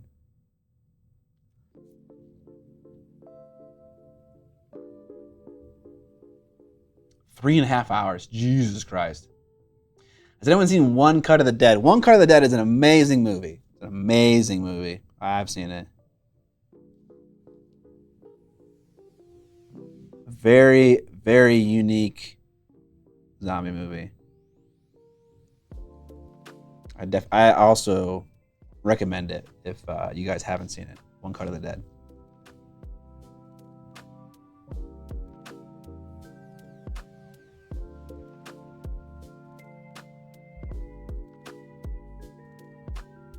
Yeah, Usher is in that movie. That's awesome. Usher is in The Faculty.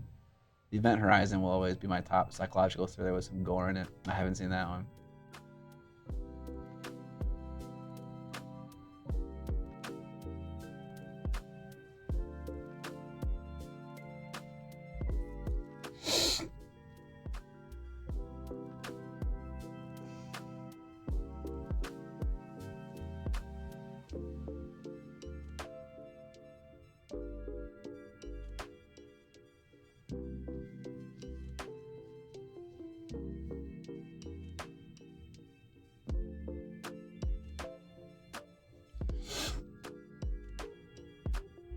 Event Horizon is the only 40K movie ever made.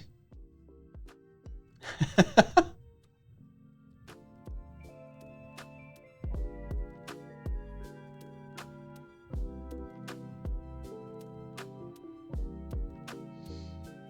recommend both those movies, though.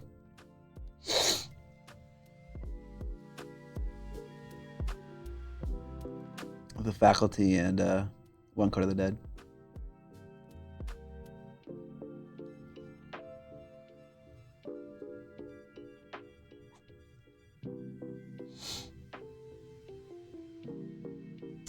Cthulhu, I am using Vallejo Game Color, their new range. Just testing it out. Got it on the case next to me. Using the color khaki right now. It's just like it's a lovely khaki color. You know, it's just the right amount of darkness to be used as like an initial base coat for stuff.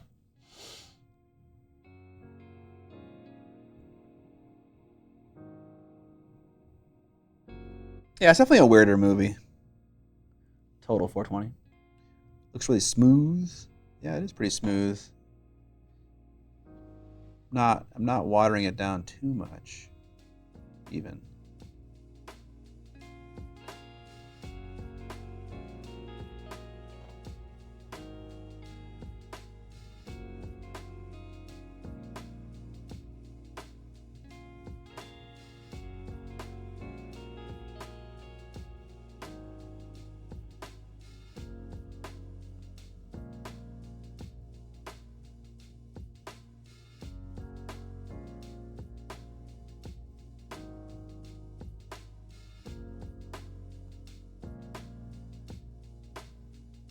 What do I think of the new Vallejo compared to the old? The Vallejo Game Color stuff, washes included, are very matte. And originally, the main difference between Game Color and Model Color was the finish, and also like the vibrancy of the colors in the range. Like Vallejo Game Color was, advertised as like your paint range for fantasy wargaming. And so it made sense to have more of a satin paint range, and it made sense to have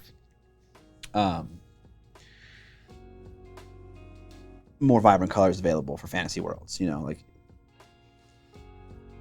so this range is all matte. Like even the washes are matte. And I just don't understand how they're going to differentiate between this and model color. It's like now an excuse just to have multiple ranges of paint so you can sell more colors that are like basically duplicates of one another. So that's my first thought about the range. Now, you don't probably care about that a whole lot. How the paint performs, it performs just fine. Like it's and for a modern paint range, I'm saying that because I can't remember how it compares to like old Vallejo model color very well. I never used model color like extensively. Compared to like all the new stuff coming out right now, like AK Interactive 3rd Gen and like Duncan Rose Tooth and Coats and that kind of stuff, it performs very, very equally to those. Very, very good. It's not getting in my way. It's not annoying really at all. I would say the washes are the hugest letdown in the Vallejo game color set. Like I've used them a couple times on this Razor Wing, and I will probably never go back to using them. They just don't do what I want a wash to do. Have I seen Irreversible? I have not. There are so many khakis. There are. I mean, you just find one that works for you, and you're good to go. It's called Khaki from Vallejo Game Color. Albino Black Sheep. Yeah, it's okay. You can ask the questions. Do not mind repeating myself. Comes with the territory.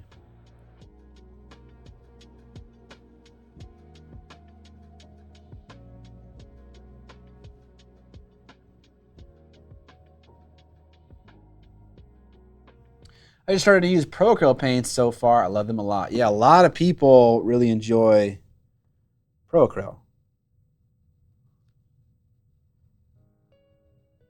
It actually has the,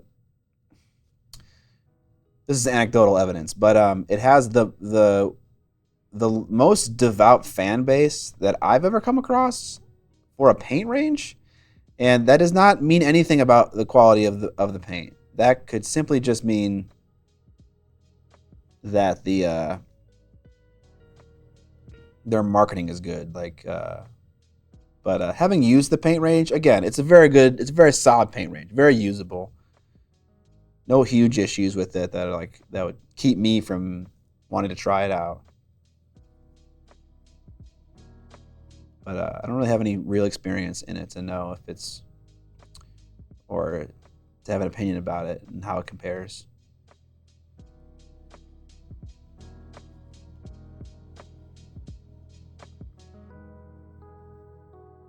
One of Us. I have a huge crush on their jade color. I think a lot of people do. I think a lot of people really enjoy that jade color. I want to try the new AK paint, but I have to hold off. Yeah. I mean, you certainly do not need, like, I don't know. I don't think you need multiple new paint ranges. Like, I think you just pick one, and like, whether or not you get Fanatic from Iron Painter, Duncan Too Thin Coats, AK 3rd Gen, the new Vallejo Game Color set,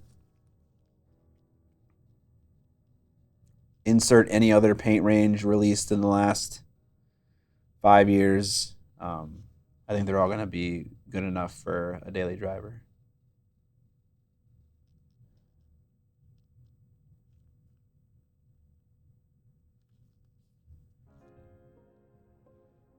Not a fan of AK? Why are you not a fan of AK, Fido?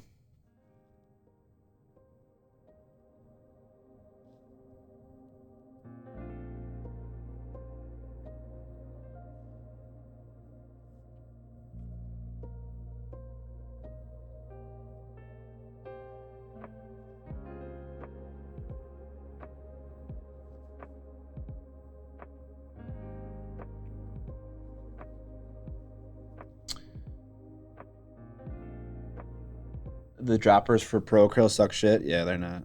They get a lot of critique. Really comes down to who gives me the most paint for the best dollar sign. Yeah, pretty much. And availability. Those two things.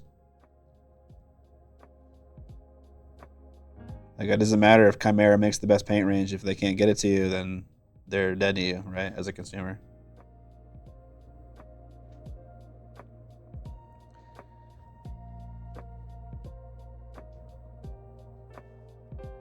Now, if you're watching this VOD or if you are, here now and you hear me say like, oh, all the paint ranges are the same.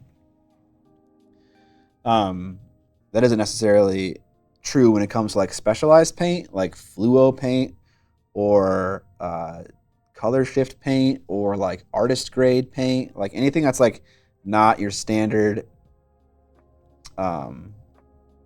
soft bodied acrylic, 15 fluid ounce little dropper bottle paint range.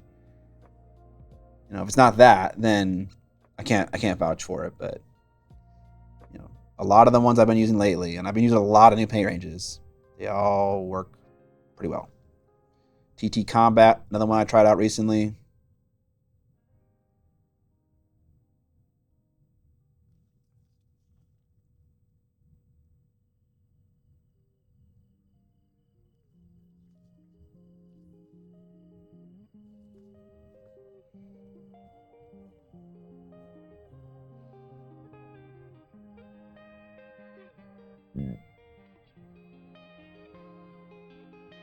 Scale 75 threw me off with their gel consistency.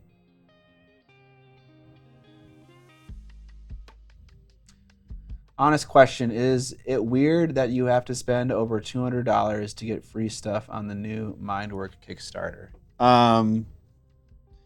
Is it weird? No.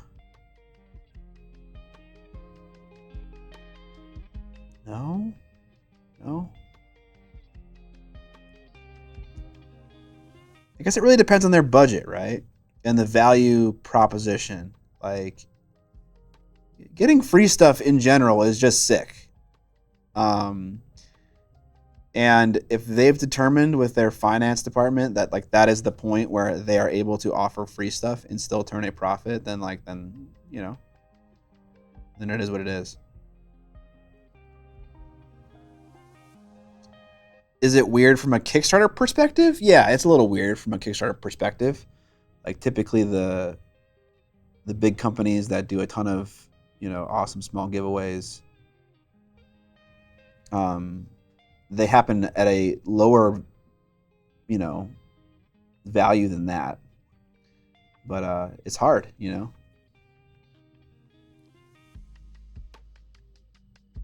They're a smaller company, so they're not going to have the budget to give away a ton of free stuff. I don't know. All things to consider. As someone who ran a Kickstarter campaign myself and had free stuff that I gave away, it's really difficult to understand the full extent of your expenses before you give too much stuff away for free and then have no money to do fulfillment. So I don't know. It's a hard thing.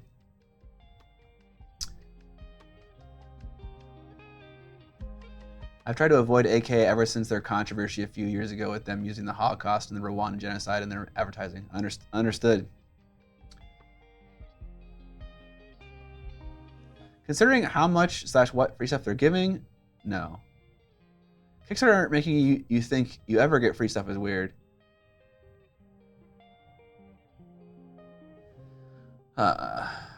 Consistency-wise, Pro Acryl feels the most consistent throughout the whole range. I like that a lot. I absolutely love P3's metallics, but the only place I can get them is in person at Adepticon. I'm torn between wanting Necromunda stuff and its cyberpunk vehicles on Kickstarter. Ooh. Also, they're partnering with a very well-established artist who sells expensive shit, so that's kind of part of the deal. I think you still get postcards and bookmarks on smaller orders. Ash says, I just feel like I haven't seen stretch goals that take that much money to get to before. What are your thoughts on the new Chimera series coming out, already out? We actually had, oh man, I had that paint. Didn't I have that paint? No, I didn't. I haven't gotten a chance. Oh no, I did have it. Yeah. The Velvet line. Oh God. I ran an ad for that already. Okay. I'm just freaking out that I forgot a sponsored video. It's always so hard with Kickstarter campaigns because like they have to go out at a certain time frame. They can't not go out. I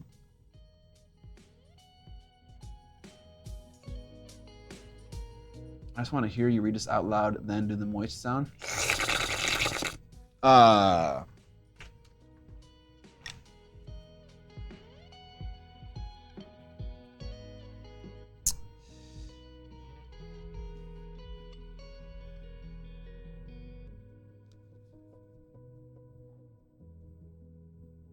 Why am I painting this? This is not important.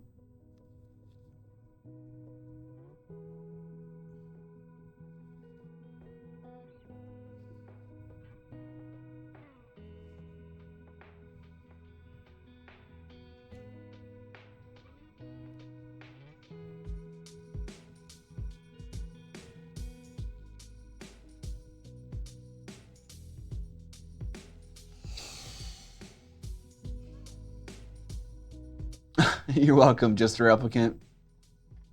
Oh, what are my thoughts on the new Chimera paints?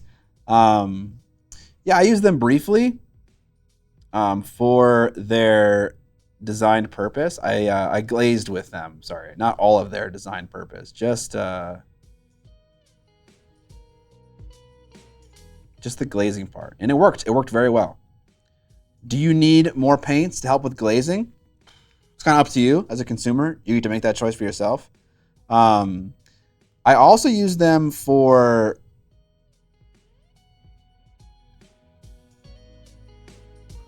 what else did I use them for? I use them for recess shading because they're basically like the paint that I use already for recess shading, which is to say like they're like an ink and an acrylic paint mixed together in one.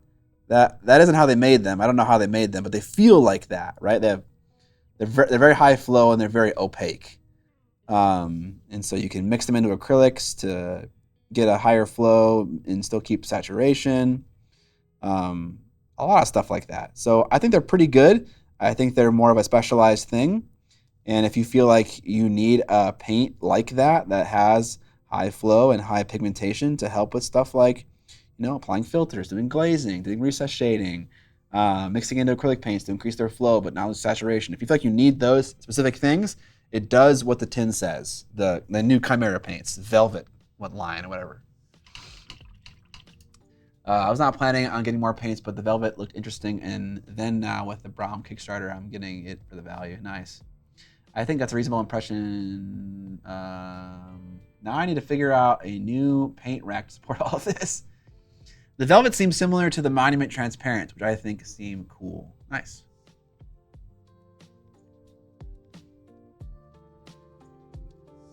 I just had a dead Kickstarter come back to life. I got the stuff last weekend, a full 9 years since it ended.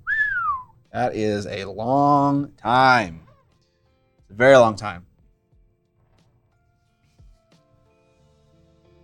Oh, this is like separating from the pin. That's not good.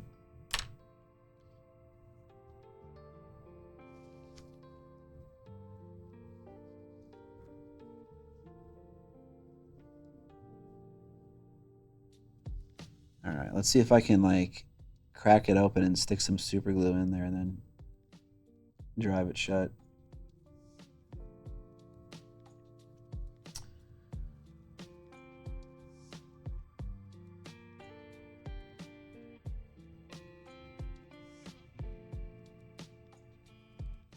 I knew Citizen was a scam from day one. That's hilarious.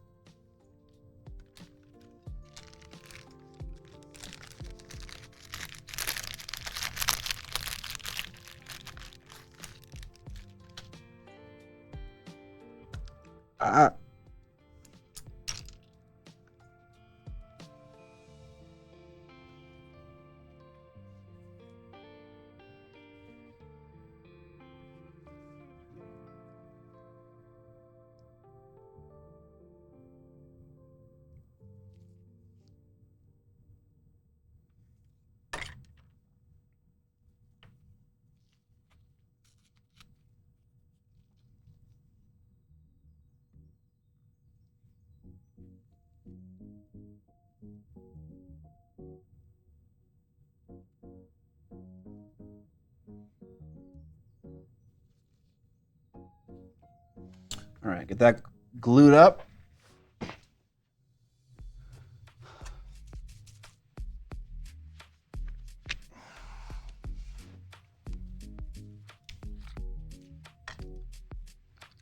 so blown away by the Rabbit R1 scam. I can't remember what that scam is. That the little chest thing that goes on you and like it's supposed to be like an altered reality thing? Is that what that thing is?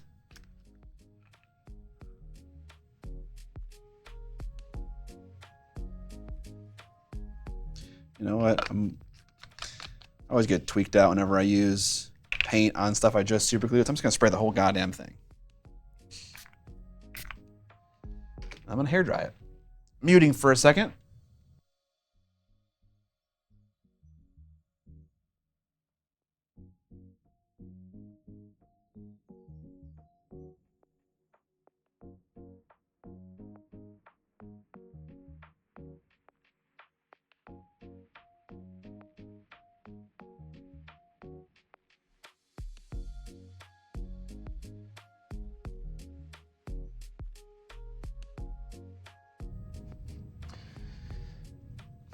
I think the only video I've seen of the Rabbit M1 was Danny Gonzalez's video where he did commentary on it.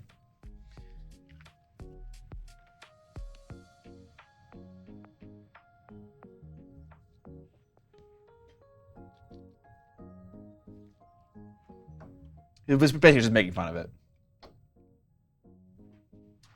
Talking about scams? Something Star Citizen?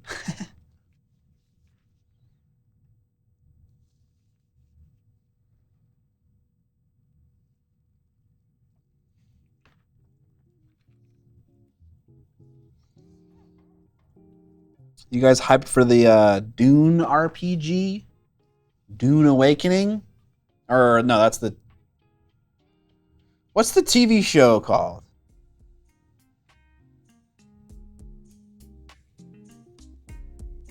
I think it's called Dune Awakening. I think the video game's called that.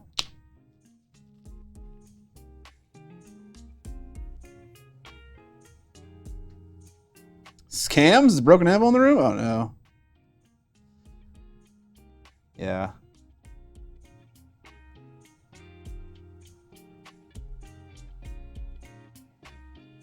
The owner of Broken Apple reached out to me in the wake of all that stuff and was like, hey, you know, just touching base. And I didn't know what to say. I was like, you know, okay, great. Let's just make sure that, you know, I don't know. It's the kind of person you keep at arm's length after that point. It's because you don't know. He's got to prove some stuff before I can continue a professional relationship with him first. Is the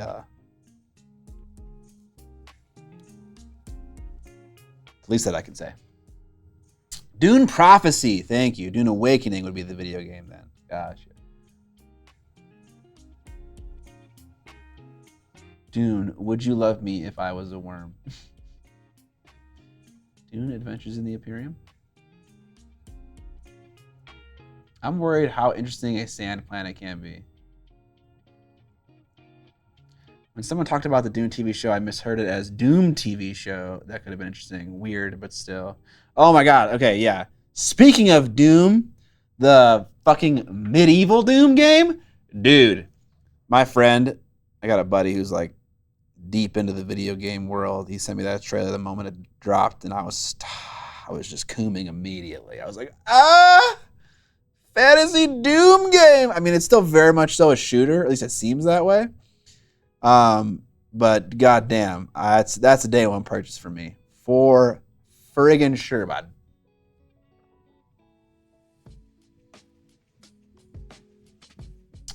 I'm torn on it.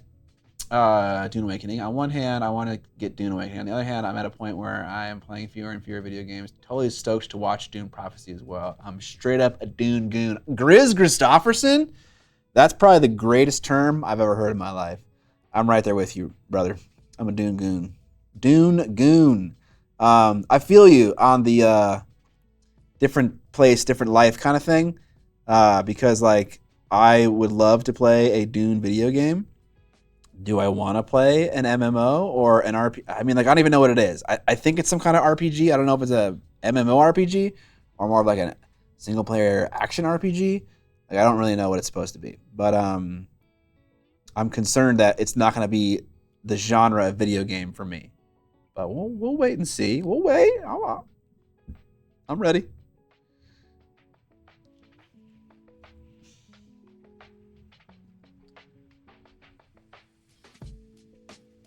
It does look wild. The chainsaw shield, the skull hucker, whatever it is, dude.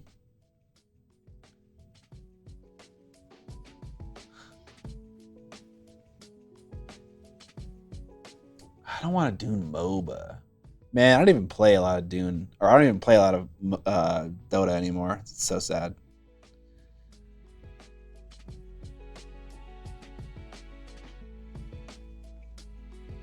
I'm going in with Stilgar. You're welcome. Us Dune goons gotta stick together. You're living vicariously through me. Yeah. I'm really enjoying the world of Dune.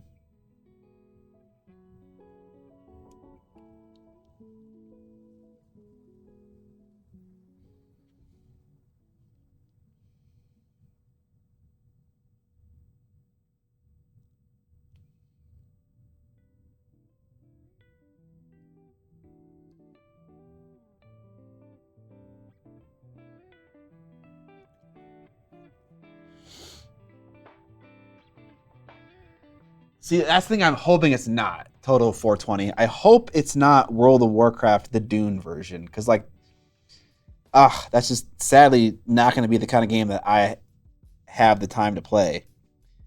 I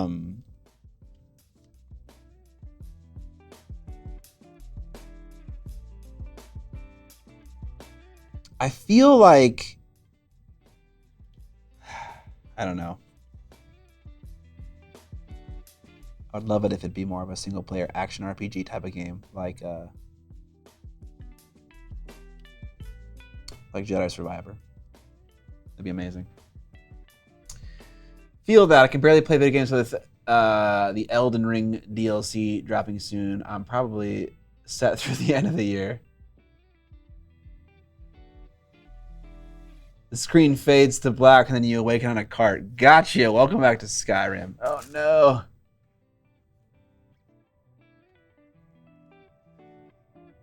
I'm still playing and enjoying Dune Spice Wars, so I guess if Dune Awakening drops the ball, I still have that to lean back on.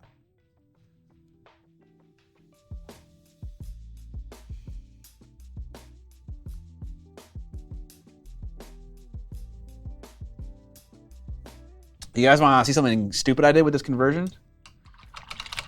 So, in order to pin this thing to a different flight stand, I had to change where the pin was. And so I did a pretty good job covering it up and filling it in and whatnot, and painting it. It's like a cross section. There are some issues. You can see if I lean it into the light, you can see some holes that I missed. But I put a new pin here. This is where it's going to be pinned into its display base.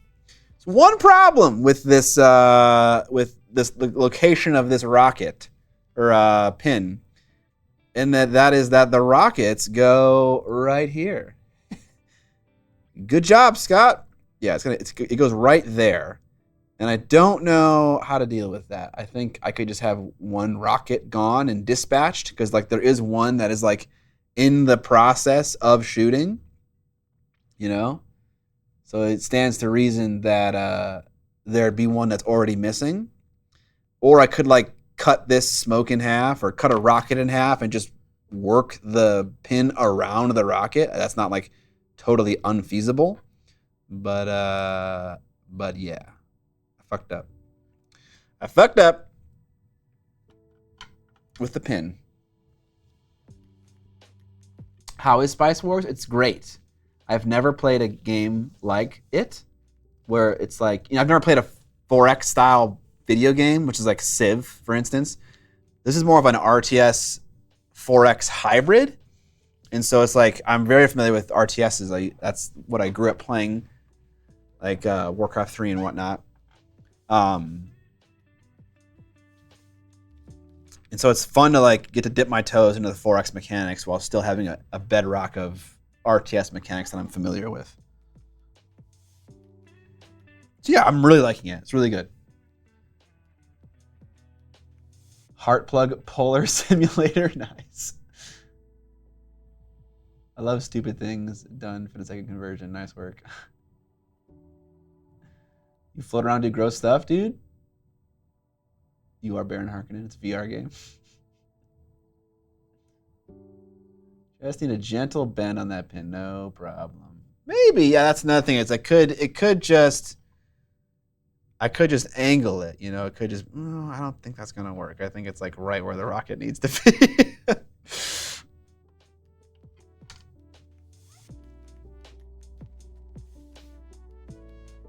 Are you sure you didn't plan it that way? I mean, yeah, no, you know what? I did plan it that way. Yes. Start over. Only reasonable thing to do.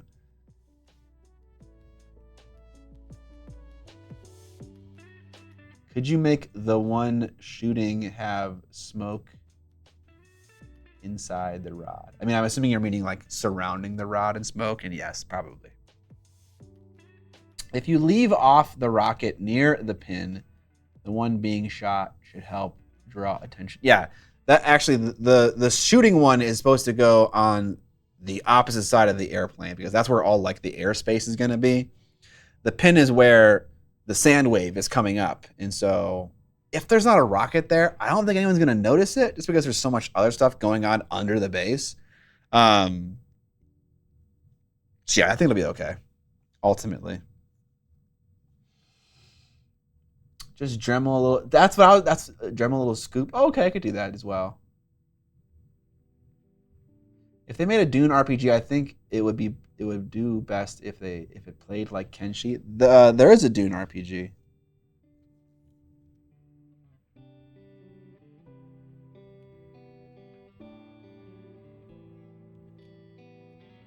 Man, I have this tendency of just painting with such thin paint. You know, I could like sit here on the stream and like just gab and talk about Dune and paint 17 thin layers of paint on these rocket fins and make zero progress, and that would be good for me, you know?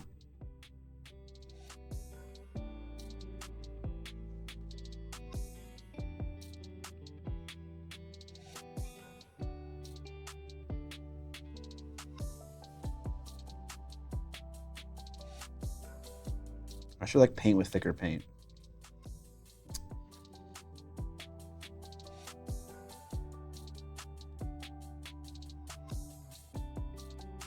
I will notice. What if I told you that the only tip of that rocket actually fires and the rest of it is just a tube? That's another thing I could do. I could just like mount the tip of the rocket to it. Can you have the rocket be totally dislodged and somehow out in front of the ship attached to the sand wave? Possibly. That's a solution, potentially. I think the Dune version of Kenshi would take over Scott's life. I don't know what that is. What is Kenshi?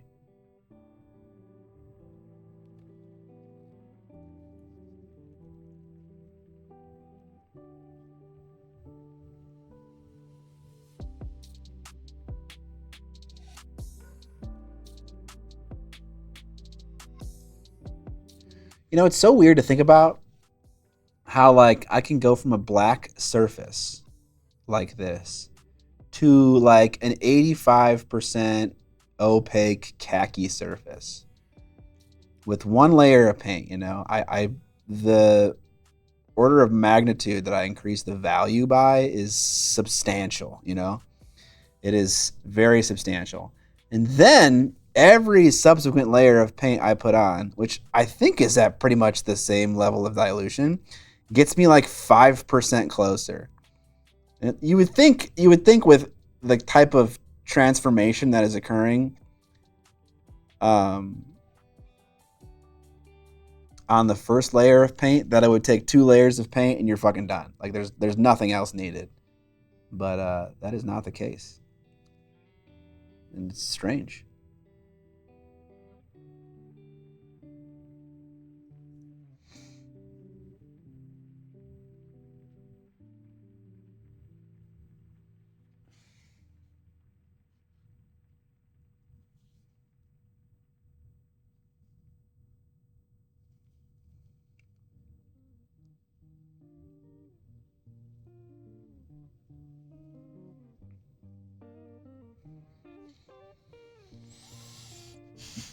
Does anyone know that Dune movie is coming out?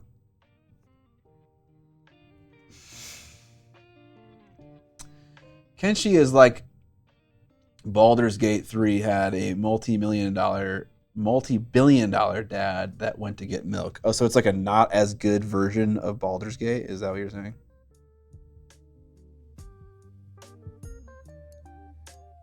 Never played Baldur's Gate.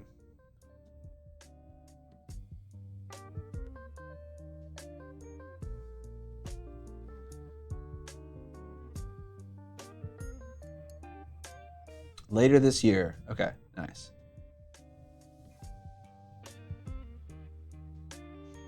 Kenshi is a sandbox RPG. You control a group of people and train them in certain skills, and then you run around the world and do stuff like a zoomed out version of Mount and Blade.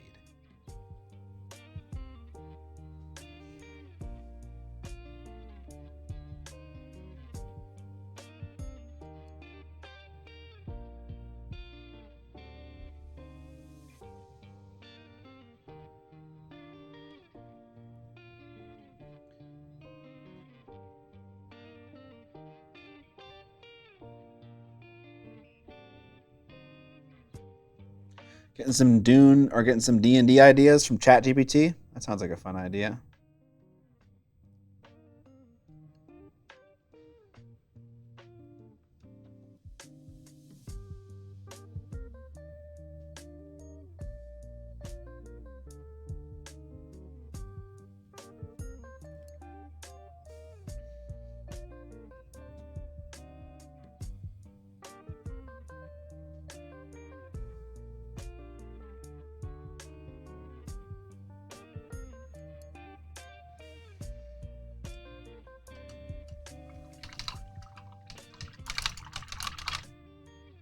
I have not played Mount and Blade. Yeah. Sorry, HUD. Lately, I've been having a blast with super old school D&D after a session of just finding the dungeon. We all fell into a hole and the floor almost died. Nice. Maybe it was already mentioned, but pre-orders just went live today for the new Dune War for Arrakis expansion from CMON. Ooh, very cool. I still have not played that game yet. I would like to.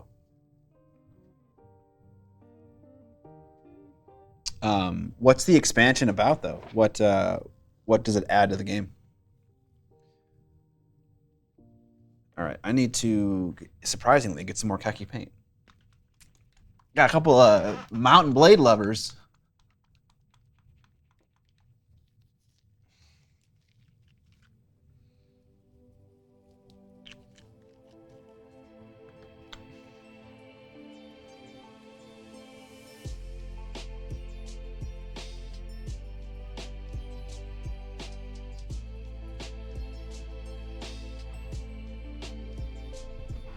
Mount and Blade is my not see the sun for a month game.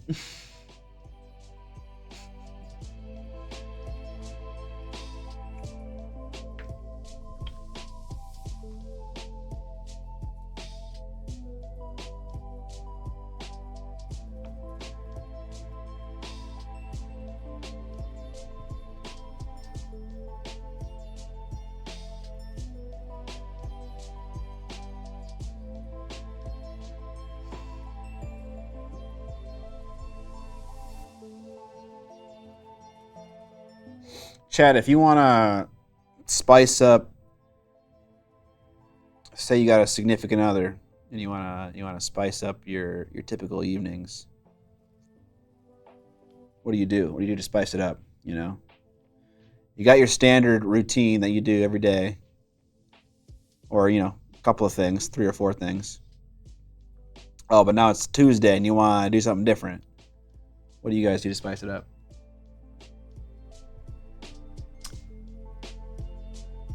It's Desert War. You get Harkonnen suspensor troops and Fremen rocket launchers / sand riders. Scott is tempting the Twitch chat gods with this question. Cook a new meal together. Spice it up. The kids go to bed early and we have a couple of cocktails and sleep. Here's how you spice up your evening. Spice melange. Walk to the local ice cream shop. Find a new restaurant. I just forget whatever she asked me to do. Then it's a real spicy night. I have to try to make good for being a doof. Fucking A. Oh, I relate to that. Where are we going this weekend?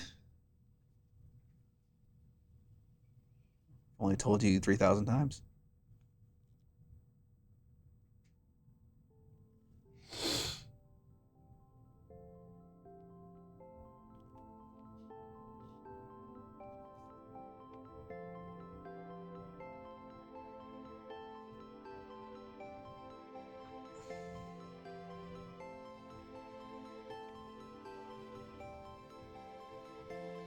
All right. There are like little gemmy things on these rockets, but I'm not going to bother with them. I don't care. I didn't really paint the bottom side of the spaceship either. Wisconsin Dells, baby! Hell yeah. You want to go to a water park? 32-year-old? Go to a nice professional massage parlor together. Okay. A little massage. Spice up. I drag her to a tennis court at 1 a.m. and beat the crap out of each other with toy swords after trying to use the swords to play tennis. No joke. That is on the roster. What the hell? Axe throwing? That's fucking awesome, by the way. 1 a.m. fucking 1 a.m. LARP beatdown session in the tennis courts. I've already painted a rocket.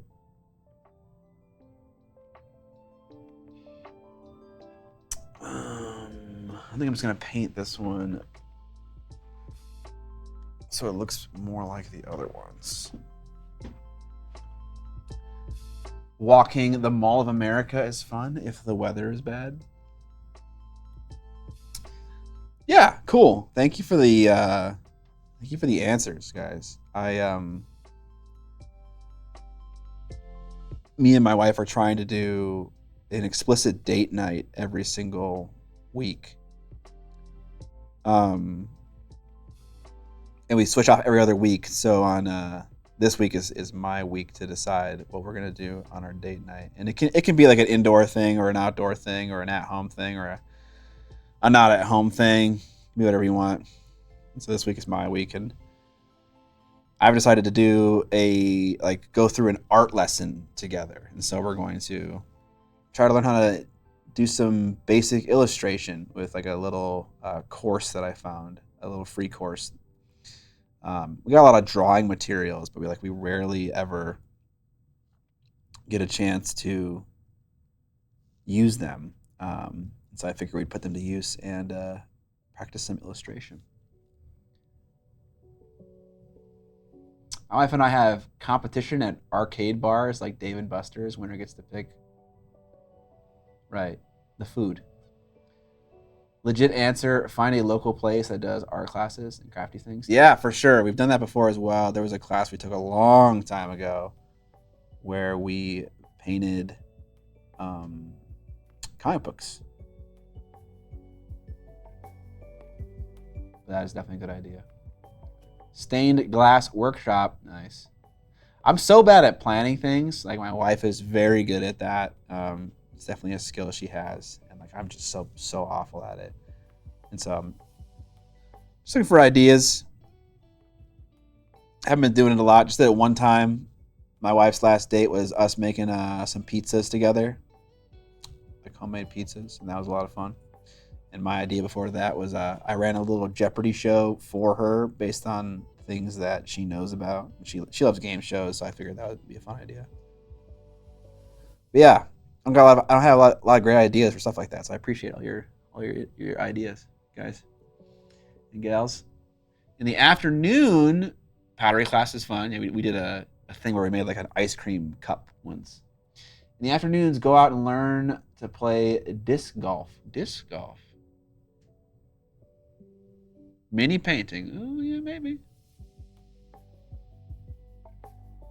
Paint along with Bob Ross. That's not a bad idea.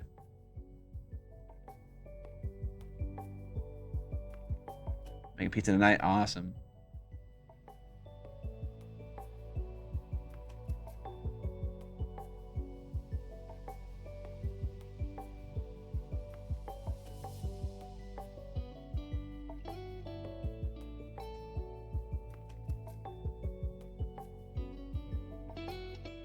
Does the art course do something similar to what Sean Sutter does from Bradley? I have no idea. But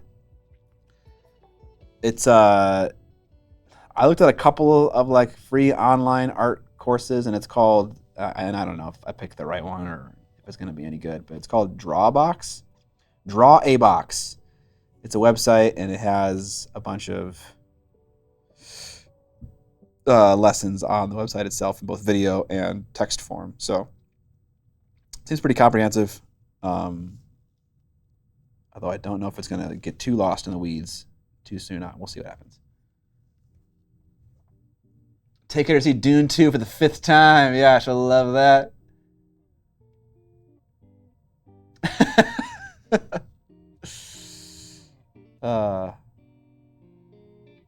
Yeah, it's supposed to be something that we both will enjoy.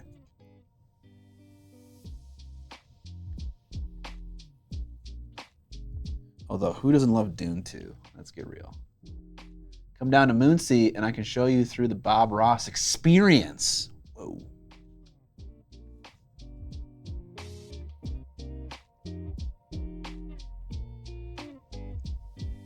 Man, I'm so glad that I went with my chosen stripping method as opposed to what I did on this rocket. I used stripping medium on this rocket and like, man, like the paint job is so gnarly. Like there's so many bits all over this paint job.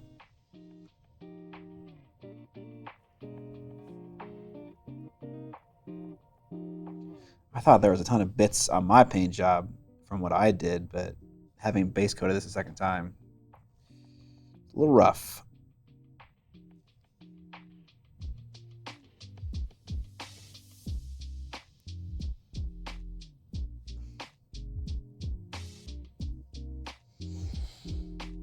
Go to the casino.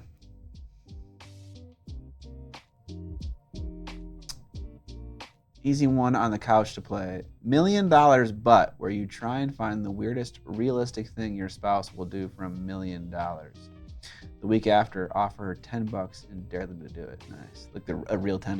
Yeah, that'd be funny. We have a record player and going to pick out new records is fun. Nice. It's called the Bene Gesserit breeding program for a reason, right? Yeah. Me and Amber are trying to bring forth the Kwisatz Haderach. Unfortunately, our first child was a eunuch, so we had to burn it. I'm just kidding.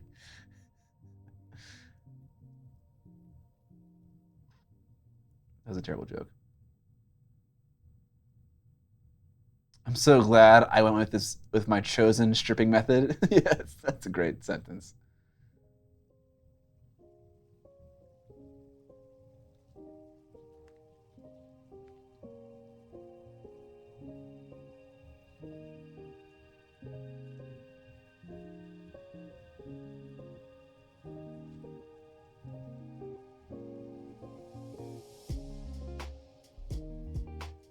I don't know what No More Jockeys is.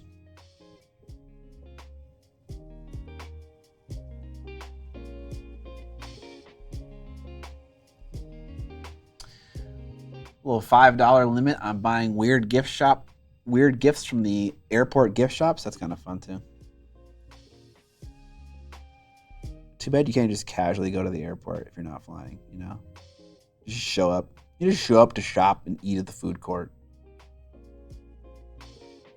TSA would love that, dude. They would love that.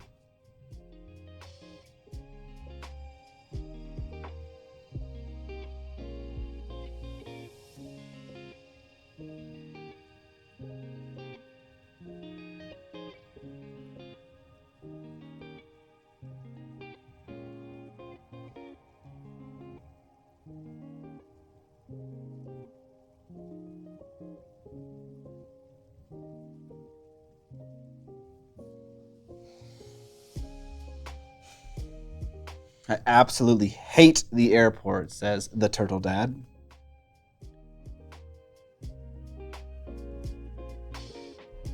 I don't mind it too much. It makes it a lot nicer that we have a TSA pre-check. That makes it much more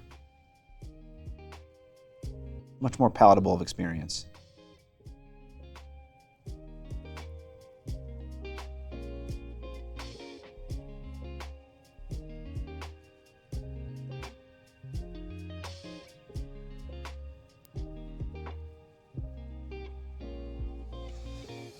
Okay, the main body of the Razor Wing, we do a little bit more extensive weathering, but I'll do something on these rockets that kind of like mimics that weathering, but doesn't go into as much detail.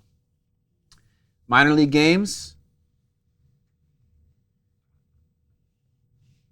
It's not a bad idea. Actually, the fucking Saints have an amazing stadium in St. Paul.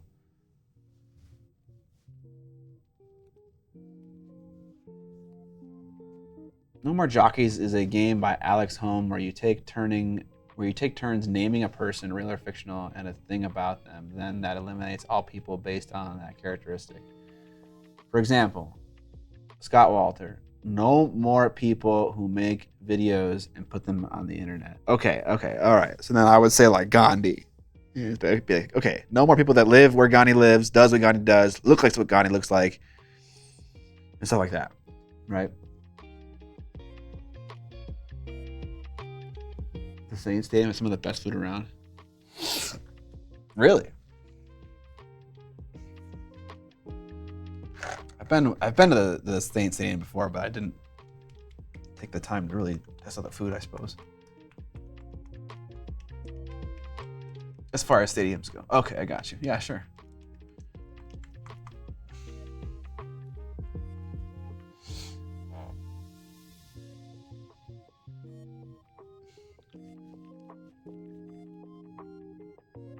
Could be something silly too, like Tom Scott. So there are people whose last name is longer than their first name.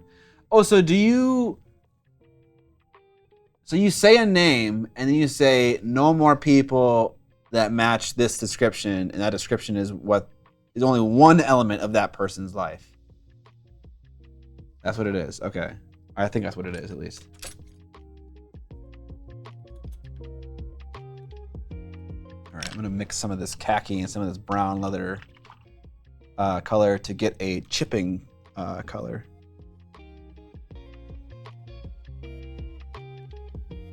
Not as dark as this dark chocolate color, but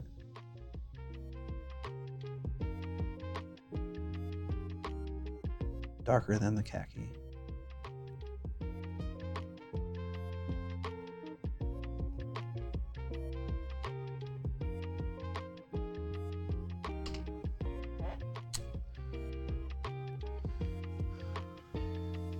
Gotcha. Okay.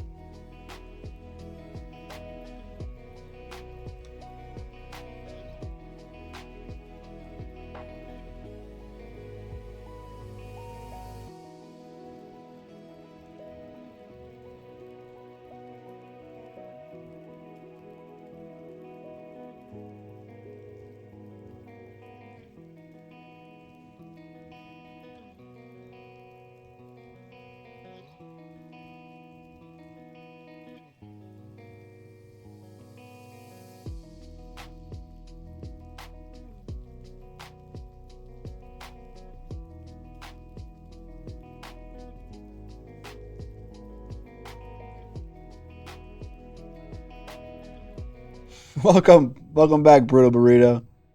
We're definitely done talking about the Acolyte. Glad to have you back. I recently rewatched my skit that I shot with Sam Lenz and John and Dan at the Source about Flex Quando, and pretty happy with that little short we did. Oh, you know what? I've been forgetting to do the weathering to the top part of this thing as well. Mike Janae, no more people whose last name is based on a fictional being. All right, see you, Malibor. No more incredibly sexy people. Ah, okay, all right. And with that description, I now fully understand the rules of the game. Oh.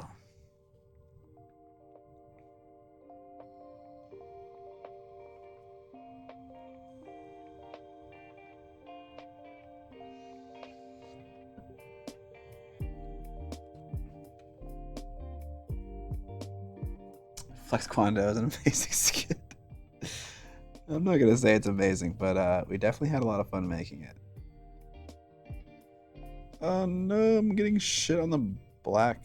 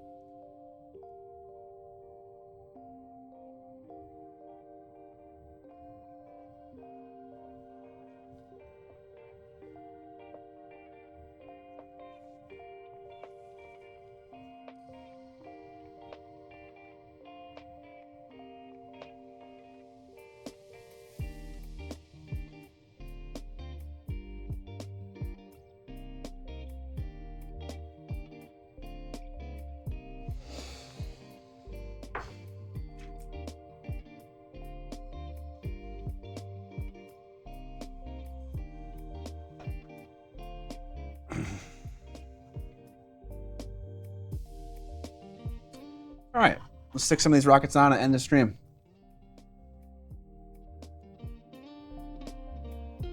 It's like an open source game of Guess Who with no final answer.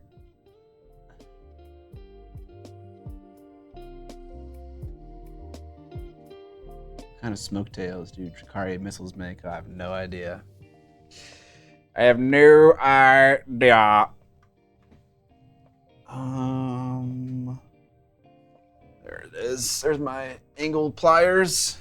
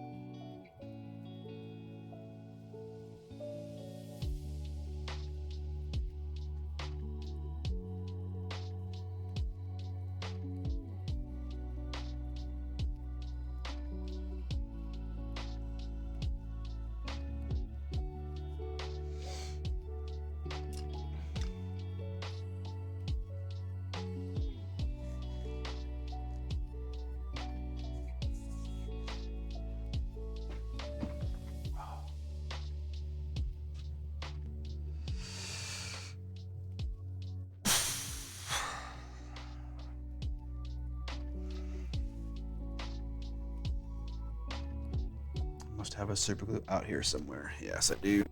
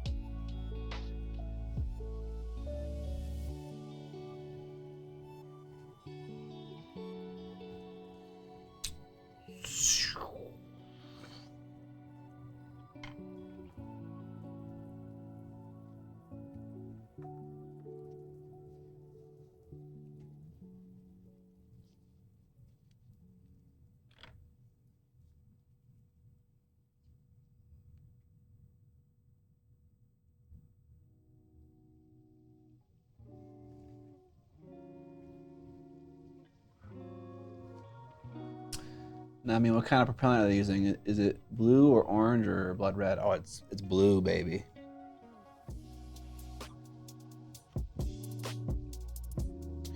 It is blue.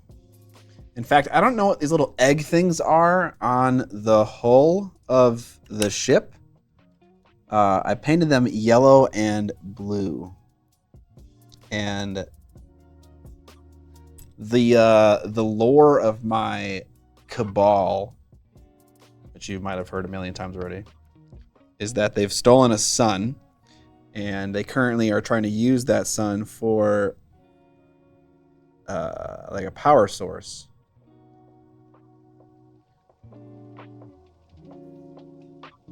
And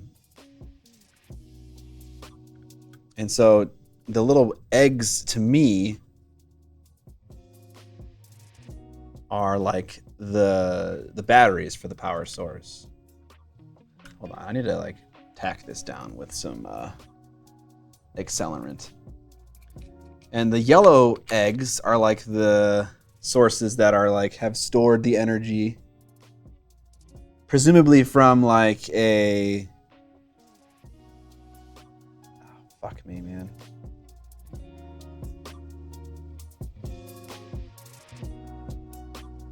From like a, you know, it's like capturing the sun with I'm trying to say right now. The fucking thing that absorbs the sun and turns it into energy.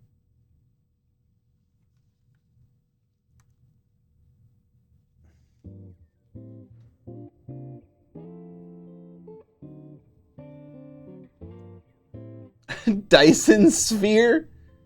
A solar panel. Yes, thank you. A fucking vacuum? What? What are you guys talking about? Anyways,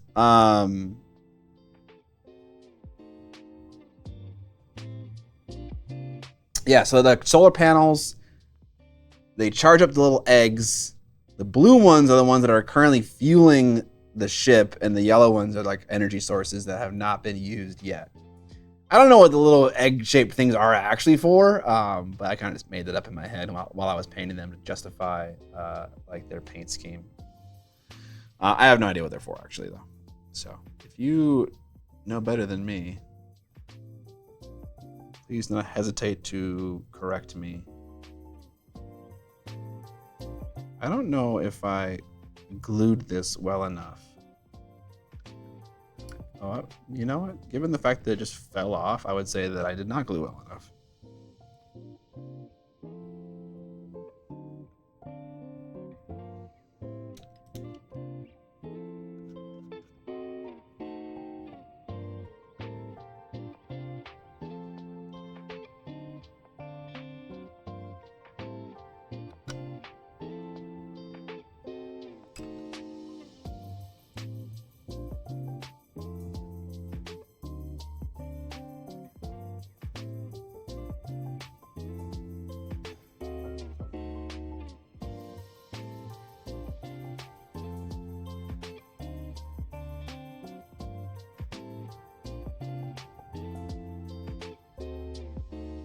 These rockets are like definitely gonna fall off at some point in my gaming career.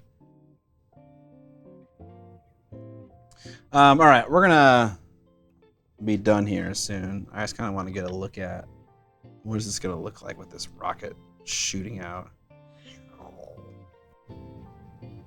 Very cool. All right, Spoopy Jet.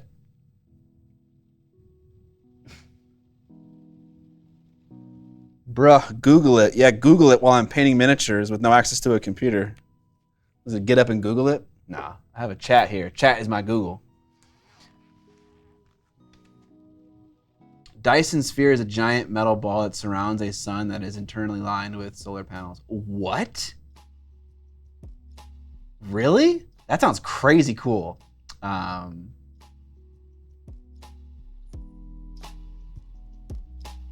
It's a common concept in sci-fi. Gotcha, okay. Gives the sun the suck. Okay. It's a giant Dyson vacuum that sucks up all the sun's energy. God, that's the first thing that went through my head.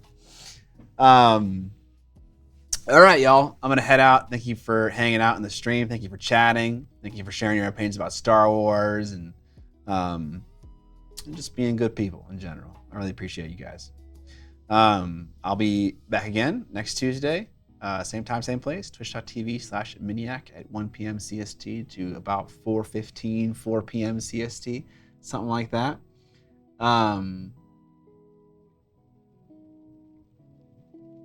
Fido, we did get the thing done that I wanted to get done, which was the little jet. Oh God, fucking damn it, the rocket fell off. These things, I was painting the jet engines, so those got done. That was what I was trying to finish in the stream. Yeah, I think I'm not going to bother with gluing these down just yet. I think I need a more secure fastening method. They both just pop right off. Yeah, we painted those little jet things start to finish. Anyways, I'm done for now. I'll see you guys in a week from now. Thanks for hanging out again. I appreciate you guys. And